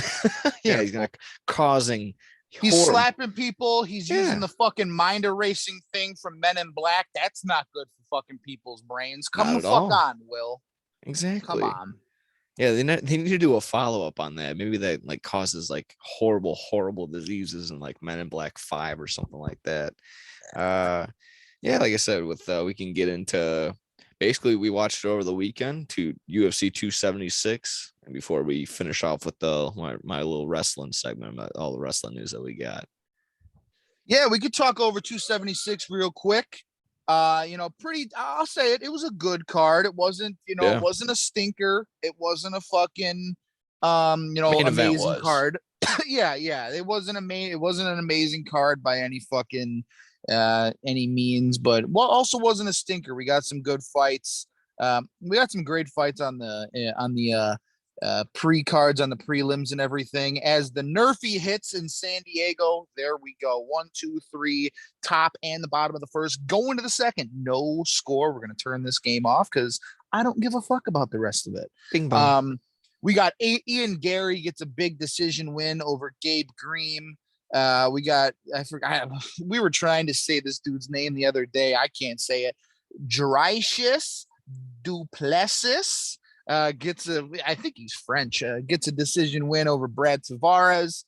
We get the final ride for Donald Cerrone. He gets choked out in the second round. Jim Miller, former Bears quarterback Jim Miller, becomes the new all-time leader in wins for the UFC. And then I didn't even watch this fight, but Jalen Turner gets a first-round submission of Brad Riddell. I think I was in the pool for that fucking fight there, Jim. So a couple decent. Oh yeah, that was there. A quick one. I'll say this on Jalen Turner really quick. He's been on a lot of prelims. He's kind of been on the up and up. He might get ranked now after that last one. And like I said, pretty impressive first round submission of the first round, very quick. So look for him maybe to get a little bit. You can look at maybe get some good odds on him. He's probably gonna end up winning his fights more often than not. So that was gonna be my little tip on him, Jalen Turner. If you're watching, there's always some locks on the prelims. Yes, like we talked about this before. There are locks on there that we just don't know about because we don't follow the sport, like a lot of other people. Yeah, no, that was exactly. I don't follow it enough, but when I hear these names and like that, I'm definitely gonna be starting to follow him a little bit more. So like I said, Jalen Turner, that's gonna be so yeah. And then even on the early prelims, we had Macy Barber. She gets a decision win over Jessica I. Macy Barber is one of the top young females in the game right now. I think she sort of lost that first round, and then second, third round, she came, turned it on. Landed some big strikes. Jessica I was just sort of trying to clinch and wrestle with her the whole time, and Macy was like, "Nah, I ain't having that shit." So, did you see the first? Did you see the first one? I thought this one was the Macy Barber one, but I guess it was Julia Stolaranka. The submission, she broke that bitch's arm. Oh yeah, I was not there for that one, and I'm glad I wasn't. I don't that's shit like that. Cannot. Every time we watch a UFC fight at the compound, people just have life-altering fucking injuries. Yeah, I think it's the curse of the compound. Yeah, we were there when fucking what's his name, Uriah Hall fought who'd he fight, and he fucking snapped his was it Chris Weidman? I think it was when Chris Weidman. Yeah, it was Chris Weidman. Anderson Silva did it to Chris Weidman, and then Chris Weidman broke his leg on on Uriah Hall's leg. Oh, when he takes that step and he doesn't know that his leg is broken. Don't talk about it. I don't want to walk anymore. I don't like watching that stuff makes me just want to roll around in a wheelchair for the rest of my life.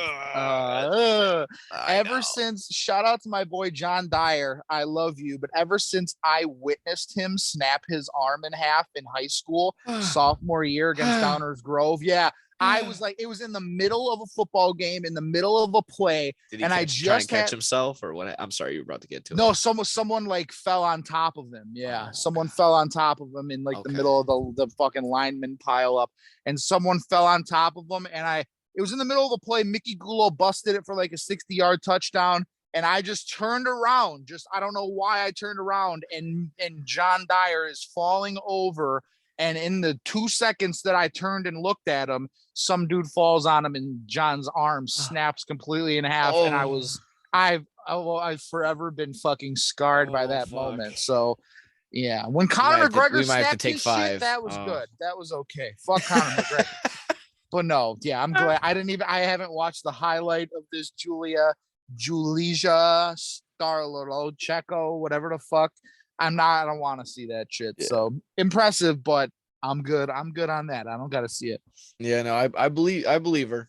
When you say broke her arm, I believe you. I don't need to Yeah, see it. I totally believe you. Yeah, I was scrolling on Twitter and I was just scrolling and the highlight was there and I started to see it and I watched it until the point where like it was about to snap and I'm like, yep, scroll up. Not gonna watch the rest of this clip. Good shit. Yeah, but going to the fucking main card, thank God Misha Tate and Lauren Murphy's fight got canceled because nobody wants to watch those two old hags fight. They should be in Bellator. Oh shit. Misha Tate, great fucking tits, but I don't want to watch you fight anymore. First fight of the night, Sean O'Malley, Pedro Munoz, ended in a fucking draw, no contest due to a fucking inadvertent eye poke. We were all hitting the dick earlier, so I mean, it's kind of toppled on top of each other. Sean O'Malley was fighting dirty in that one. We were all giving Pedro Munoz shit. It didn't look like a crazy injury, but it turns out it was a pretty bad injury, and he had like a corneal abrasion in his right eye, which that's not fucking good. So it didn't look good. We were pissed because everybody had Sean O'Malley in their parlays, which luckily got voided. Yeah, I got a push in mind, but that still ended up getting cooked because Strickland got cooked. So yeah. So Pedro Munoz, tough. That's it. You hate to see a fight end like that. Doctor stoppage, inadvertence, eye poke, anything that's a accident like that. Some people are saying it happened earlier in the fight when Sean O'Malley hit him with like a right hand. I don't think so. I honestly think it was the eye poke. But tough to see that. Sean O'Malley, he should be in the octagon relatively soon. They only went a round in 3 minutes, so he didn't take too much damage. We'll see Sugar Sean hopefully in the octagon again soon, and Pedro Munoz fucking get better, because that was actually a decent fight. I mean, I think Munoz might have actually won that first round in that fight. So who knows? I'm a big fan of Sugar Sean. He's a fun guy. I actually got a little story on him after we wrap up 276 talk.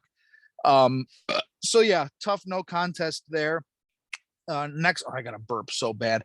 Next fight, we go to the welterweight division where Brian Barberena KOs Robbie Lawler in the second round. This was a banger. This honestly might, other than maybe the co-main event, this might have been like the most entertaining fight of the night, because these guys were standing toe to toe, banging, going fucking at it, hitting each other with bombs. And Barberena just got the best of Robbie Lawler, dropped him in the second round. That was a fun fight to watch, dude.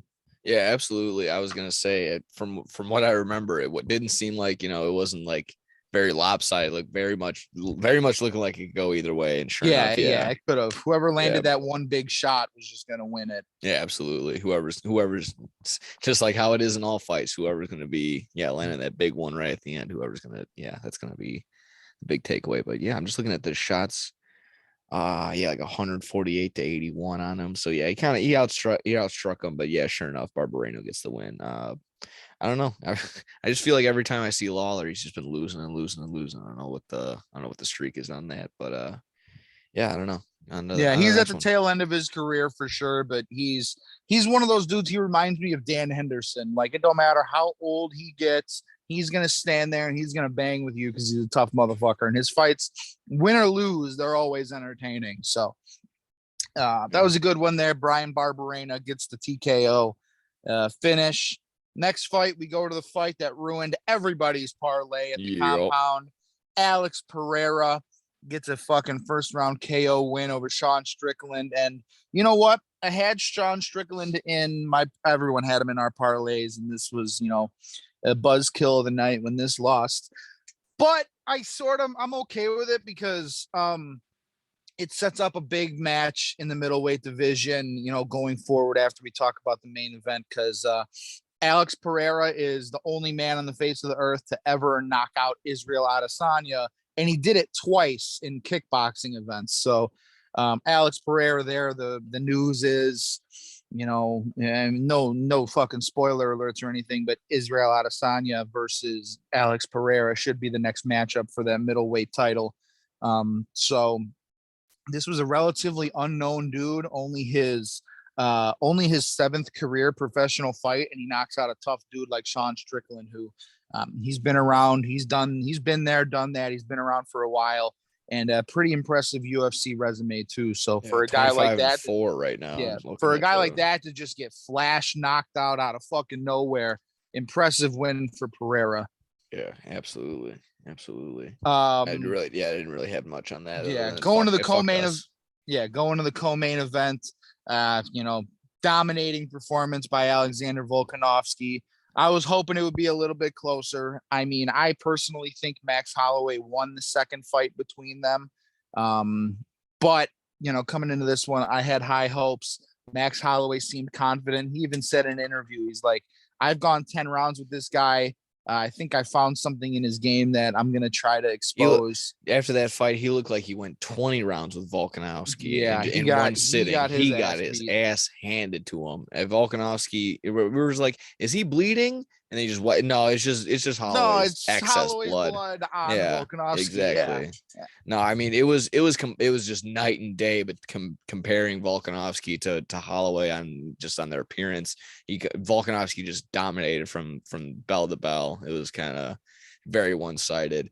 I was kind of mentioning this to Tim, just kind of having the conversation in the garage, watching the fights and just shooting the shit. Just I don't know what it is. It's just like we love watching the rise and the climb of these guys that are like, he's 25-1 for a reason. I mean, he's an animal. He's a fucking number one guy. But it's just once they are the champ, like that's kind of it. The draw kind of dwindles, and it's just like, oh, they're minus 400. What do we? This is a long shot. I mean, this is still. I don't remember the odds on it from what I remember. It's like I think Volkanovski, from what I got, he was like minus 190 just to win. But like, if you get these big odds, like I don't know what the lore still is. I guess you can still hope for the upset, but it's just the odds are just not in your favor. I don't see, and then it follows up with the Adesanya fight to after that. It's just like these guys are number one, and it's just, is it really realistic that these huge underdogs are going to come and beat them? It's just like, what are we watching for? I can what I was saying to counter that, it was just like these when you get like guys that are ranked 3 and 4, banger, and you get like the 3 versus 6 guy, banger. And then when they go up against the champ like that, and they're just so dominant, it's not really that entertaining. It's just so lopsided. It's just like he was just beating the shit out of him for 5 fucking rounds. So just I don't know. Maybe that's just me being the more casual UFC guy. I could be missing something, like I said. So I mean, maybe shoot it back to you. I don't know. Yeah, I mean, watching these heavy favorites fight, obviously, there's not a lot of hope for these underdogs. But then if you look back to, I forgot when exactly they fought. I think it was around Christmas. And this is, 277, UFC 277 coming up July 30th, the end of this month. The main event is Juliana Pena and Amanda Nunes. I mean, Juliana Pena was like a plus 600 going into their last fight, and she dethroned Amanda Nunes and won the title. Yeah, that would be the one outlier, I guess. Would be the Amanda Nunes upset. But besides that, maybe there was like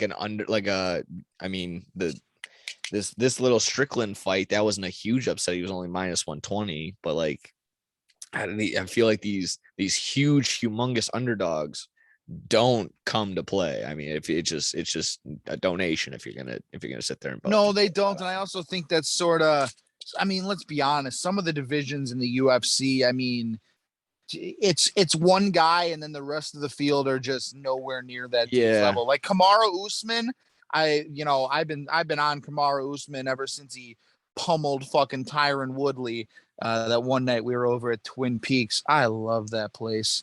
But I love it for the beer. What are you laughing at? I don't love it for the women with their tits hanging out. I go for the chicken wings, damn it. Yeah, I mean, not the cheat cheese. You look at like a Kamaru Usman, there's no one who's gonna touch him. And now it's like, I understand maybe the lines were a little closer just because of their second fight with Holloway and Volkanovski. Like I said, I think Holloway might have won that one. But yeah, these heavy favorites, they just need to get the competition up. And I don't even, I don't want to say that. And I say that and it sort of sounds disrespectful because like they're obviously professional fighters. They're world-class athletes. It's just like, how do I say it? It's like Jordan in the 90s, bro. Like he's just on his own fucking level. You know, you got the Karl Malones and the John Stocktons and the Patrick Ewings, and they're all the Charles Barkleys, and they're all amazing fucking basketball players, but they ain't fucking Jordan, you know? And it's sort of like that in the UFC too, with some of these divisions. Yeah, again, just looking at like the only matchup that I saw that was even close, it was the only one that was a pick'em was minus 110 for either one was the Lawler versus Barberina fight. Everything else was heavy favorite there, it was either between minus 190 and minus 200 plus and more after that. I mean, yeah. And if you're a casual like me and you're just trying to, get it, you want to get involved and you want to bet into it just to make it even more interesting, you gotta like rely on like what we did. You gotta make parlays and you gotta pray that 3 or 4 people that you're like, all right, they're heavy favorites, so let me just put them all in. And then sure enough, when Strickland loses or something like that, you're completely fucked. It's just like, well, what are we doing? You gotta make it just a little bit more interesting on the betting phases. And what you said too is you gotta get more talent, gotta get the closer competition. But I mean, still UFC and mixed martial arts is still relatively young compared to all the big 4 major sports. So I'm not gonna sit there and shit on it for not having the big talent pool that we all have. So and I, again, to sort of maybe to pull back on what I said, that there's a lack of competition. When you look at guys like Alexander Volkanovski and Kamaru Usman, the 2 guys, and even like Israel Adesanya, maybe I would not put Izzy in this conversation yet. I would definitely put Kamaru in it, and Volkanovski is on his way to it. These guys have the potential to be the greatest of all time.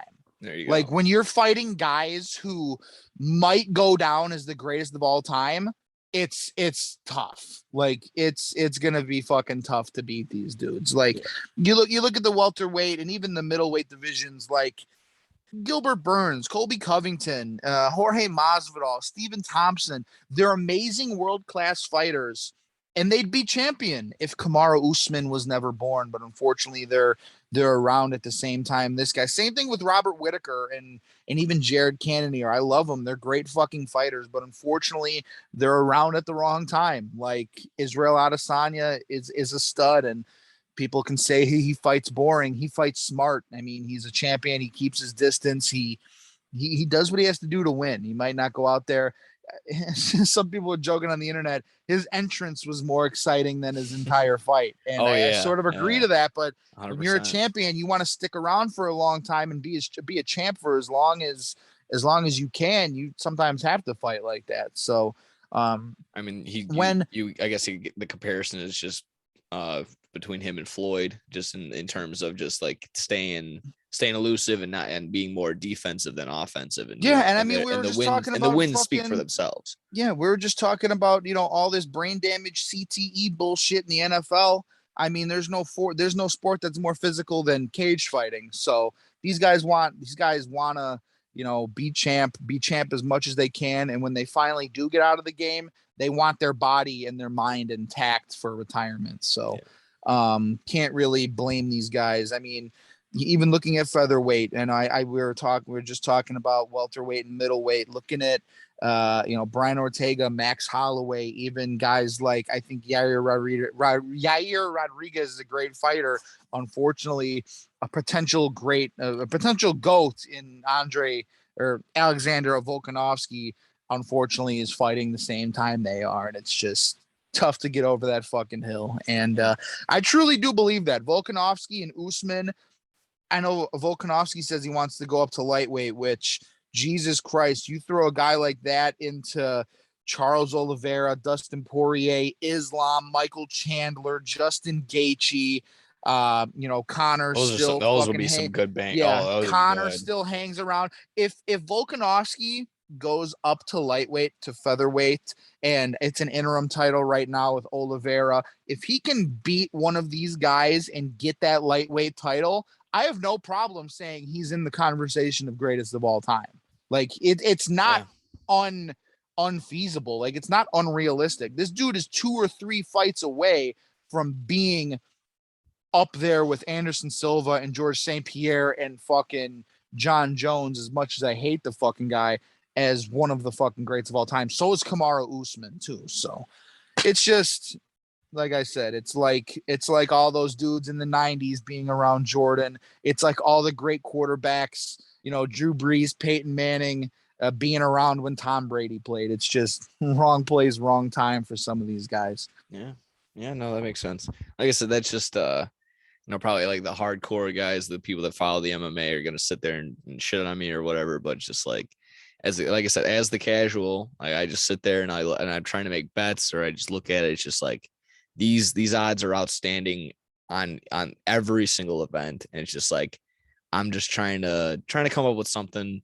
And if the only way to, again, the only other thing is just like bet on the outcome, and I don't have a crystal ball. How can I sit there and say it's going to be submission unless this guy's had 20 plus submissions in his last 25 fights? So I don't know. That would be I would say from now on, it would be a pretty safe bet to bet Adesanya by decision. I mean, I feel like that's the only way he wins now.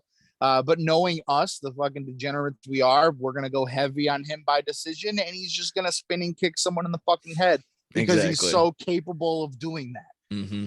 And that's exactly the thing. So yeah, you can never just think it's just like land on something. I mean, yeah, the only other thing we had left on that was the Izzy fight. Just going over that itself, I have really nothing about it. I think I was talking through it the entire time. Yeah, me too. I was pissed because the big bet of the night was on Max Holloway, and after that loss, I sort of lost all interest. Yeah, I sort of checked out. I was watching it, but you know, Izzy did his thing, kept his distance, picked apart Cannonier. He was trying to wrestle a little bit. I feel like that was Cannonier's only hope at winning that fight, but Izzy, again, just on another level, goes to 23-1, defends his middleweight title, and I don't think there's a middleweight in the fucking world that's gonna touch this dude. I know we've been talking about it for years. And Izzy even said a little bit afterwards, you know, everyone wants to see this Izzy and John Jones fight, and after the fight, he called John Jones a fuck boy on the internet. So maybe that'll get it fucking going, get John Jones out of retirement, pay John Jones the big money that he wants. And honestly, I hate the guy, but he deserves it. And we'll get a fucking super fight with Izzy and John Jones for probably at light heavyweight. They wouldn't do that at middleweight, but we'll see where fucking Izzy goes from here. I definitely think the next fight is going to be with Alex Pereira, though, the guy who knocked out Sean Strickland, the only guy to have knockouts, you know, over Izzy in his career back in whatever kickboxing competitions they were doing. So I'm pretty sure that matchup's already set in stone back in fucking Dana White's private office or whatever. If his entrance alludes to anything, maybe he next for him is the WWE. I don't know. Like I said, that was a pretty cool Undertaker. He's got the character. And you know, the only thing he didn't do was the eye rolls. He didn't roll his eyes to the back of his head. But I mean, he literally had it down to the way that as soon as he took off the hat the right way, I was like, all right, he's good. I can't shit on him anymore. I can't. If he's gonna be a little wrestling fan like that, I can't. There you go. He's good in my book. That was sick. That entrance was awesome. Fucking nuts. I'll totally agree with that. Let's see. I got one other little piece of UFC news talking about Sean O'Malley. I don't know if you follow this guy on TikTok and YouTube. I don't have the TikTok. No. Sean O'Malley's been doing this cool thing where Sean O'Malley, he likes to stream on Twitch. He's a big gamer. Got a good following out there. He's a very interesting guy. He started this series on TikTok where he goes to local Walmarts and Targets, and he goes up to people that are doing the self-checkout, and he'll go up to them with he did one where he had an iPad in his hand, and he had another one with a laptop and another one with a big screen TV. And he goes up to these people, random people doing self-checkouts, and he's like, hey, can you buy this for me? I don't have enough money. I don't have my wallet with me. And these people are just like, I can't do it. I'm sorry. Like, I can't. I don't know you. I can't buy you a TV. I can't buy you a laptop. And he does a great job of selling it. He's like, man, I lost my wallet. I need this for school. I need this for a project. I need this. My computer broke. And he already looks like crazy because he's got the pink, blue hair. He's a tall, skinny dude. His hair is fucking more colors than the fucking rainbow. And he sells it great. He's like, come on, I need this. And the one lady, the one that I watched the whole video, he goes up to her with an iPad and he's like, I need this for a school project. Can you buy this for me? I'll give you my Venmo and I'll send you money back later. And this lady, she's being very sweet about it. She's like, I would. I love helping people out, but I honestly only have $100 in the bank right now. And I'm just, I'm trying to get groceries for my kids and I. And Sean O'Malley was like, fine. And then he goes up to the thing and he scans it. And the lady's like, excuse me, like, what are you doing? And he's like, I'm going to buy this for you. I want to buy your groceries for you. I want to buy this iPad and I'm going to pay for it and I'm going to give it to you. And he did this with a big screen TV and some guy. He did this with a laptop and then he did this with this iPad. So good on Sean. It's sort of, and then again, like, this is how you fall in love with these fucking athletes, whether it's Shaq buying random people, the one dude he bought his engagement ring at a jewelry store, like that's thousands of dollars. And Shaq's just like, I got it. Or it's Joey Votto. He does that all the time. Shaq. Oh yeah. Every time. I don't know. It's a big thing. If he revealed it in some YouTube and it's from what I understand, it's legit. Every time he goes into a Walmart, he'll find somebody, you go to like the toy section. He's like, you like that? And the kid's like, yeah. He's like, get 10 of them, get the whole shelf. Yeah. You like that? He's like, yeah, grab it. And he ends up paying for not only just the kids' toys, he ends up paying for the whole family's whole expense to the Walmart or wherever the hell they're at. So I mean, guys who do that, those are the athletes that I like. Not absolutely. It don't matter if you're, I don't give a fuck, a third string guard on the fucking Titans. I don't give a fuck if you're doing stuff like that. If you're, helping out other people, using your platform, and you're, having a little fun with it. Exactly. Definitely you got the money. You got the money. You got the wherewithal to help people like this. It's great for the sport. It's great for him and his brand, obviously. Yeah. So shout out to Sean O'Malley doing fun shit like that. He's got a TikTok and a YouTube. If you guys want, go fucking check that shit out. It's heartwarming stuff. This lady immediately starts crying and she's like, she pulls up her bank account and she shows it to Sean O'Malley. She's like, I legit only have $100 in my account. And like, I'm here using that $100 to get groceries. And he gives her a hug. He pays for everything. He gives her the iPad, buys everything for her. So shout out to Sean O'Malley. He might not have won this weekend in the fucking cage, but he won in all of our fucking hearts. So absolutely good for Sean O'Malley and good for all the fucking celebrities and athletes who do shit like that. And just thinking about it, the way that he's like doing it and the way he's conducting it, you can probably wean out the people that are like, naturally kind-hearted, the way that lady, the way that you said it. She's like, oh, I would, but I legit only have $100 in my account. And as opposed to if it was like, a shithead teenager and you're like, I need this Chromebook. You're like, fuck out of here, you fucking weirdo. And they're just like, they'll go ahead and they'll buy their Poshes or whatever the hell that they can get at the. Oh, I'm hitting a fucking new watermelon Posh Plus right now. New favorite flavor. I heard the Jewel is done. They're completely banning that bullshit. So I didn't even know that. I've never had a Jewel. I've always been a Posh guy. Yeah, whatever. And the Escobar, the sun-kissed Escobar tastes like fucking like creamsicles, dude. It's the best thing ever. Oh, okay, there you go. That's like you said, on the Sean O'Malley, that's heartwarming, that's fun, that's great, that's nice to see. If you had anything else UFC wise, mixed martial arts, you're gonna head on the real side of things, talk about some wrestling to wrap it all up before we get on out. Let's do it. That's it for UFC. I know 277's coming up soon, like I mentioned, July 30th, end of the month. We're getting a fucking long-awaited rematch. The Lioness, Amanda Nunes, trying to get her fucking belt back from local Chicago girl, Juliana Pena. That'll be a great fight. I think Nunes comes back hungry. She gets her title back. We're also going to get fucking Derek Lewis on that card, Brennan Moreno on that card, and a pretty decent fight between Anthony Lionheart Smith and Magomed Ankalaev. So that'll be a pretty decent card coming up.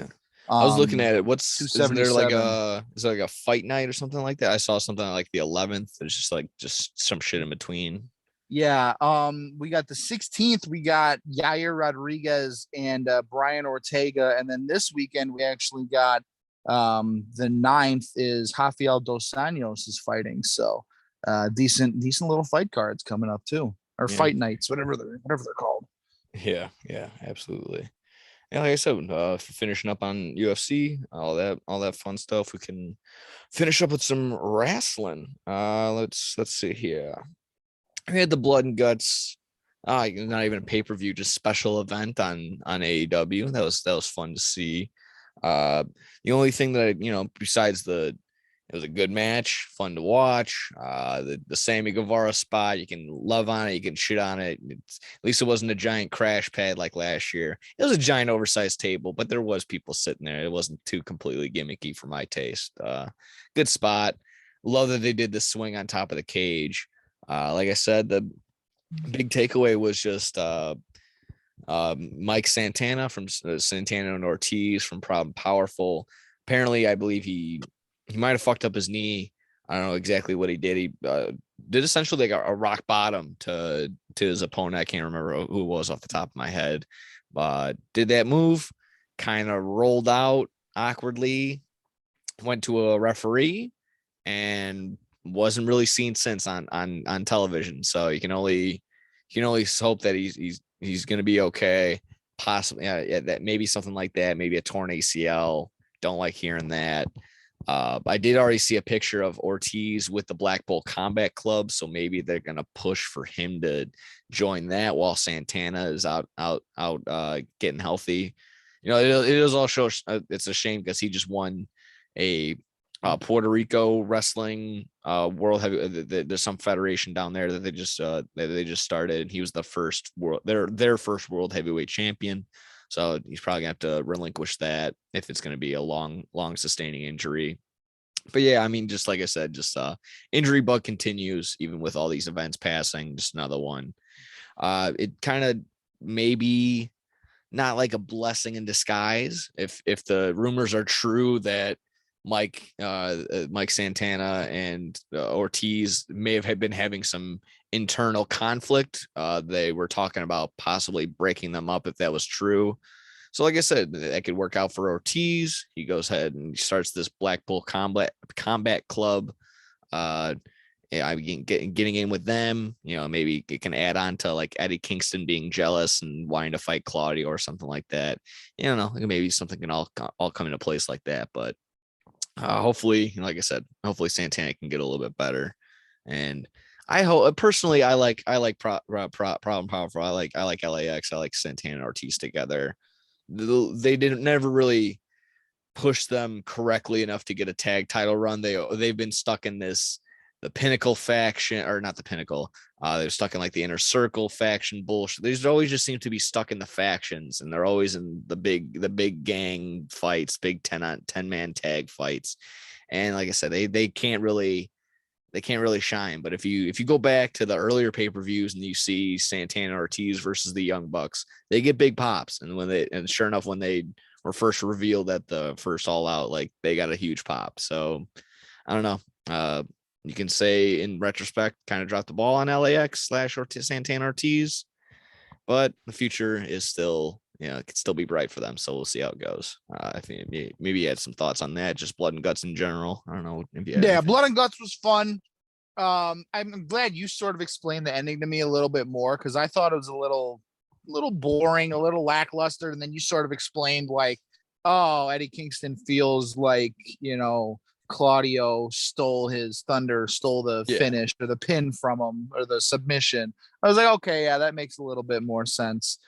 Seeing Sammy fly off the fucking top of that cage was pretty cool. The one thing I don't like, and I do like the idea of the two rings, but I think like the middle rope should be conjoined between the two rings. Like there shouldn't be two two sets of ropes in the middle, because there was a couple moments where like a guy needed to get from one ring to the other, and he tried to like they would like quickly like try to dive through both sets of ropes, and it just wouldn't happen. Or I got to get through one set of ropes and then go through the other set of ropes while my opponent's just waiting here, standing there waiting for whatever spot they're about to do. I think like the one match that they had on Rampage with the Young Bucks where they used the both rings, that was fucking sick. That was a very good way to utilize both ropes. Exactly. And as well as the Royal Rampage when Brody King just fucking whipped Darby through both. I mean, it didn't seem like he was supposed to go through both, but he just through pure force and momentum, he went through. That was just great. The one thing that bothered me. I was like, I love the two rings, but there should only be like one set of ropes. I think they do that just for simply the middle spot that they did, being able to put a table in it and slamming Jake Hager like they did through it. I would just think naturally, just the spacing of the ring itself, it's kind of just hard to just smash them together. It's just like, I mean, it's just science. Like if one thing exists, you can't just put another thing in the same space as it. You can't. It's just, my finger will never be able to go through another one because, it exists. It's just simple science. It's just, I don't know. But I get what you're saying. I understand. It would be nice if it was nicely smooshed up together, but I just don't think that's going to be possible. And we'll see. Maybe, but like I said, maybe it could have been, maybe they had that little space in between. Maybe they had something like to a little divider to space it out. I don't know. I still kind of liked how it was. But it's still, it's the natural war game setting or whatever. That's kind of just what it's based off of. I don't know what. Let me see. Yeah, going towards the ending again. A lot of people were just like, "Oh, what are we gonna do?" I guess Eddie Kingston just didn't get enough didn't get enough beaten on Jericho, but I would hope that this Jericho Kingston thing kind of subsides. Me too. Yeah, that shouldn't be, a main focus. Like I said, maybe get Kingston and on Moxley in a little bit of a blood feud. Maybe get Kingston and Claudio if you're into that again. That was just all in all pretty decent. Orange Cassidy got a new theme song. I guess Tony Khan's just sick of paying for that fucking that other song by the Pixies. Yeah, Where Is My Mind? I actually like that song. Oh yeah, no, I like it too. It's just that's fine. It ran its course. Hopefully that just means maybe Orange Cassidy transitions to, he's still gonna have his little gimmick of the little shin kicks. Maybe that doesn't go away, but we're gonna see more of a serious wrestler in him, which for some, like, I guess, you can get, it's annoying, seeing that, like, oh, now he's a wrestler. Now he's just going to be an actual wrestler. But I like that it was just like, it's simple. Like all that match was pushing towards was Orange Cassidy being able to perform a body slam. And that body slam got one of the biggest pops of the night. So I don't know what the big kerfuffle is. If you see him as the comedy gimmick, he's going to try and get out of that comedy role, not get completely serious. He'll still, obviously, like I said, maybe the little kicks, he's going to leave his hands in his pockets, shit like that. But I mean, let him get serious. Let him do that. I just don't like that he got the win over Ethan Page. I like Ethan Page. He actually, he passes the eye test in my mind. You can actually put a title on him and you can feel like it's legit. He looks like an adult. He doesn't look like a little kid in there like some guys are. So I don't know. That's just me. What was the other match in there, like on Dynamite? I can't really remember. It was a ladies match or some shit that I didn't pay attention to. Yeah, I don't remember off the top of my head. Who cares? That wasn't really a big thing in my mind. More AEW before we get to the other two things that I had. Kenny Omega there's a little soundbite on him, or not soundbite, but a little article that I saw, basically saying that if he gets another big setback like he did with this past injury, he more or less might be calling it quits. It's very tough to hear being a big fan. Like he puts up masterpieces every time he basically goes into the ring. Just would be a shame that if it would do that. But I mean, he's been working hurt for almost a year, so it does make sense that like it is taking this long in this recovery time to get better when you just constantly keep working on. I don't know. I don't even remember what he had. He had a fucked up shoulder, something. He was all tore up and beat up. I mean, it is what it is. So that was just the thing. Gonna have to, hopefully in my mind, Tony Khan hears something like that. You book him a little smarter. Stop putting him in the dark matches or not on AEW dark, but on the lights out matches when he's just bringing the ring up from the ground and slamming everybody on their head and neck and going through barbed wire. Maybe get him in some maybe some matches that stay in the ring or something like that. I don't know. Just book him smart.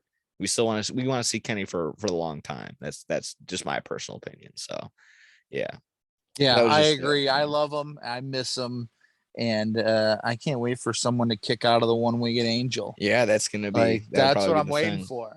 That's what I don't know. Like, I just remember, I think one of you had said something about that. And I was like, and then you were like, yeah, AEW is all about their long-term booking and bringing up all these. And he used to have a fucking, what's the one dude who fought at, Forbidden Door that he used to have a big feud with in New Japan. Oh, I mean, probably Okada. Yeah. I'd like to see them go at it again somewhere down the line. Yeah. That would sell out anywhere. You can put that at Madison Square Garden. That'll sell out. I mean, yeah. That was kind of something we mentioned with the Forbidden Door, like not the lack of stars, but just the big names that weren't there that just were visibly, just like I said, with Kenny not being there, Danielson and Punk not being there, MJF in my mind not being there. Just it took away for what could have been an even better show. I'm not going to sit here. It wasn't shit. It wasn't bad by any means, but it could have been better. And that's what we're going to hope for next year as the AEW and New Japan relationship just continues to stay positive. And they can only hope that these matches happen next year or something like that. So I had like I said, I had two more. I kind of know. I don't know what I want to leave off of on. Let's introduce this one. So this is this is something I just had no idea about. This article just came out yesterday. The Authors of Pain, former tag team in WWE. They were NXT. Paul Ellering used to be their manager for a while. They were released sometime, maybe like 2-3 years ago, maybe in the middle of the pandemic or some bullshit. But they were organizing their own little wrestling show. It's going to be WES Wrestling Entertainment Series. It's going to be held in the UK. The main event was actually going to be what formerly known as Braun Strowman, Titan or whatever. I guess he goes by Titan now, versus Alistair Overeem in a match. So that was actually going to be cool. But didn't Overeem used to talk shit about professional wrestling? I'm pretty sure he did. Like he called it like fake, and he called them not real athletes and shit like that. Fuck him.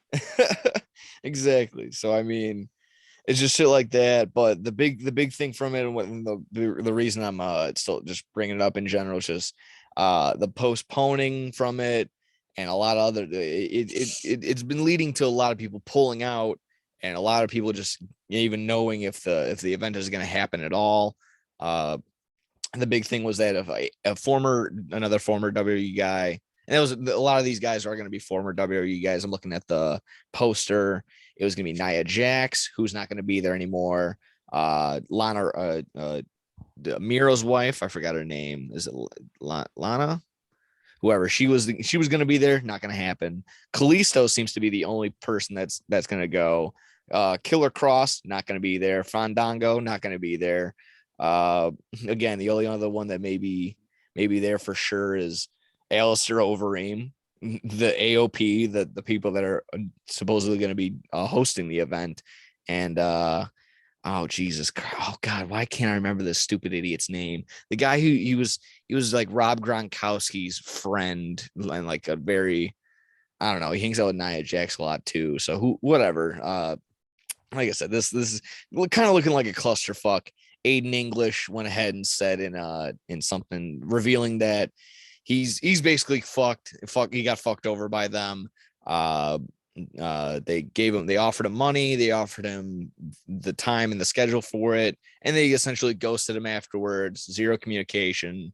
He had said no to another event, so he's losing money because of this. Like I said, it's just not looking like this show is going to be happening. Nia Jax even followed up and said, like, I'm not going to be there. Excuse me. She brought it up because the poster of her on it was still being broadcasted as if she's going to be there. And it's just like, no, don't go. Don't go there. If you think I'm going to be there, I'm not going to be there. So, I mean, as much as she's been like a shithead on social media and whatnot, good on her for just like, acknowledging that that's not going to be a thing. So I don't know. Like I said, this is looking like the Fyre Fest of wrestling events in my mind.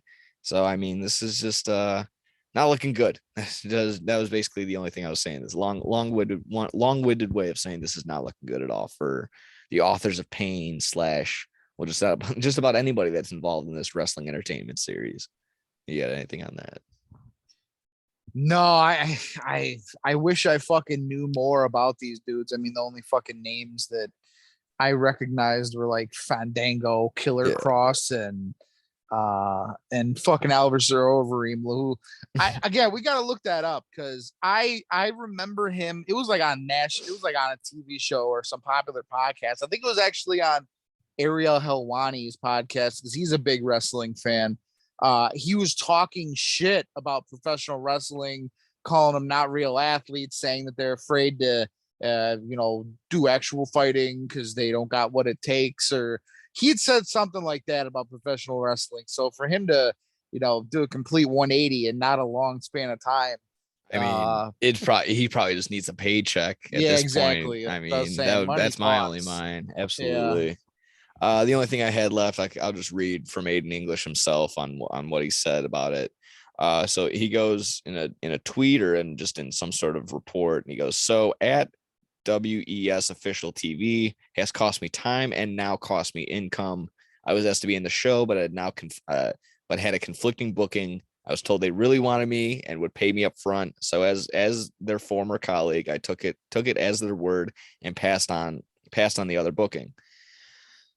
And since then, I've been completely ghosted. Zero communication. I have friends booked for the show, and luckily some of them have been paid already, but I doubt the show will even happen. Now, no travel, hotel, or any pertinent information has been shared with anyone I know. Now I am also out of weekend or income due to them. Part of that is on me. I chose to forego my other date. So like I said, he acknowledges that it's like, it's kind of my fault, but I was basically promised that the show was going to happen. But as I said, I was told repeatedly that, quote, for sure this was happening and they wanted me to be there. I would be very wary. He's warning the fans at this point. I would be very wary buying a ticket or buying the broadcast of the show. So he's basically just saying, no, one, this ain't going to happen. And two, even if it does, you're going to get a shit show. So not a good look. And then, basically the same thing from Nia Jax. I do not know why I'm still on the poster, but I will repeat myself again. I will not be at the show. Please do not buy a ticket thinking you will see me perform or get a chance to meet me. I hate that this misleads people. And she just links the picture of the tweet of, her still being in the middle of it. And she just saying like, yeah, I'm not going to be there. It's just like, it's gross. Like I said, it's bad. It looks bad on them. They're not organized at all. And like I said, trying to capitalize on just like, it looks like it would look bad on the wrestler if they're not going to be there and they're promised to be there, but they're not, but they already said that they were. It's a big shit show. So, I mean, like I said, hopefully this just doesn't happen in general. Cause like I said, it might fuck over a lot of people, but it sounds like having the show at this point might be a bigger detriment than just not having the show. So there you go. That was basically it on that. If you had nothing else, a big one to leave us off was the WWE news. Another big WWE signing. There's two. Some of them kind of brushed under the carpet. Was that one lady from the MMA world? She got signed, but the bigger one that everyone is talking about is Logan Paul signing to WWE, which not really didn't say a time frame. It said a multi-event deal. So the only thing we're certain of is that we'll see him more than once.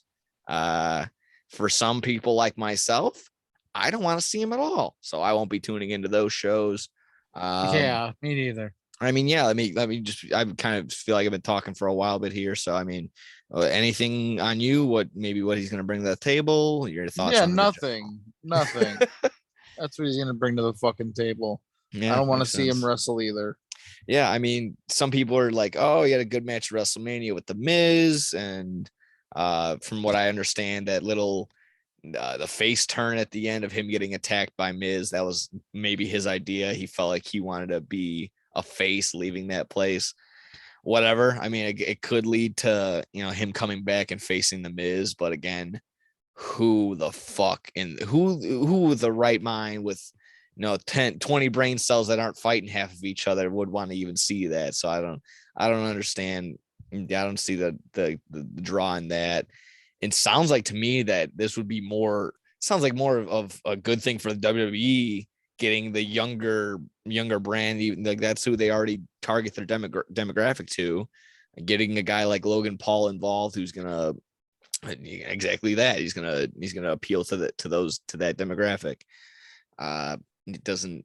But a guy like myself, who they would probably want more, if like the 18 to 25, 27-year-old range or whatever, however the demographic works, it's not going to appeal to them. They see this guy as an idiot. Like, he's just the guy with the Pokemon streams. He buys the Pokemon cards. He's the guy that went to that suicide forest in Japan. Like, that's not going to go away. That's not going to go. I remember. A what? He did. That was his big thing. That's why he got not canceled on YouTube, because he got canceled before canceling was a thing, but then he came back just in time. He went to a suicide forest in Japan and thought it was cool to vlog it and just like showed dead bodies here and there, left and right. What? Yeah, he thought that was a grand old idea. I didn't fucking know about this. Oh yeah, that was a good one. I like the guy now. Oh, that makes you like him? No, but that's something I would tune into.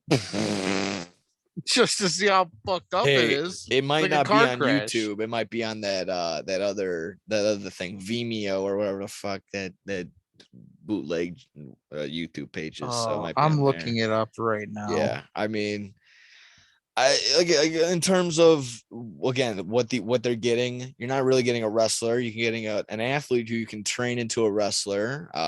You saw from his match at WrestleMania, again, that it's a small sample size. No one got hurt, and he didn't seem to fuck up too bad. But in terms of appeal, there's none for me. I don't get it. It just seems like they're really, really desperate here. And just more signs of showing, again, WWE has no sense of building their young guys that they have in the palm of their hands. They'd rather outsource and get their talent from the internet, and then rely on the 20-year anniversary of insert guy here, like John Cena, Randy Orton, Batista, Triple H, fucking throw Stone Cold Steve Austin in there, who can't even fucking move his legs. I mean, what are we doing here? I don't know. That was it. That was basically it on wrestling for me. If you had anything else to wrap it up, we can wrap the show up in general. What do you got? No, yeah. It doesn't fucking appeal to me, and the true professional wrestling fan, they're not gonna fucking tune into that. I hope he gets booed out of the fucking his Twitter building. followers and TikTok followers. Those are gonna be the people watching his events, whatever he's scheduled to participate in. That's about it. And I mean, if that's just what it's going to be, the draw of, like, we're just going to get more YouTube stars and just shit like that. Like, God, I hate just more influencers on fucking on my TV, on my wrestling screen. It's not the draw. That's not who you're going to get. You're just going to get a sea of kids. And that's not going to lead to a better wrestling product. It's just what's going to sell t-shirts. I know that's just the business and what it is, but there you go. For the, like I said, for the guys and gals that want to watch wrestling, actual shit, you're not gonna get that at the WWE level. So there you go. That's what you're gonna get more fucking Disney style bullshit. Either way, good way to wrap it up. Thank you everybody for your usual listening, subscribing, fucking watching our dumb faces. Well, at least mine for right now until you get that computer fixed. But yeah, I mean, shout out to Shoot Your Shot Sports, Points Bet, code SYS9. You get your fucking little, you get your free bets there. Jim helps us out. And thanking anybody else there? Thank you, Bill. Troy, and thank you, America. Happy birthday. Yeah, thanks, America. Yeah, thanks without further ado, to the British for overtaxing us, and fuck all your tea that we dumped into the harbor or whatever the fuck. Tea sucks. Take care. Woo!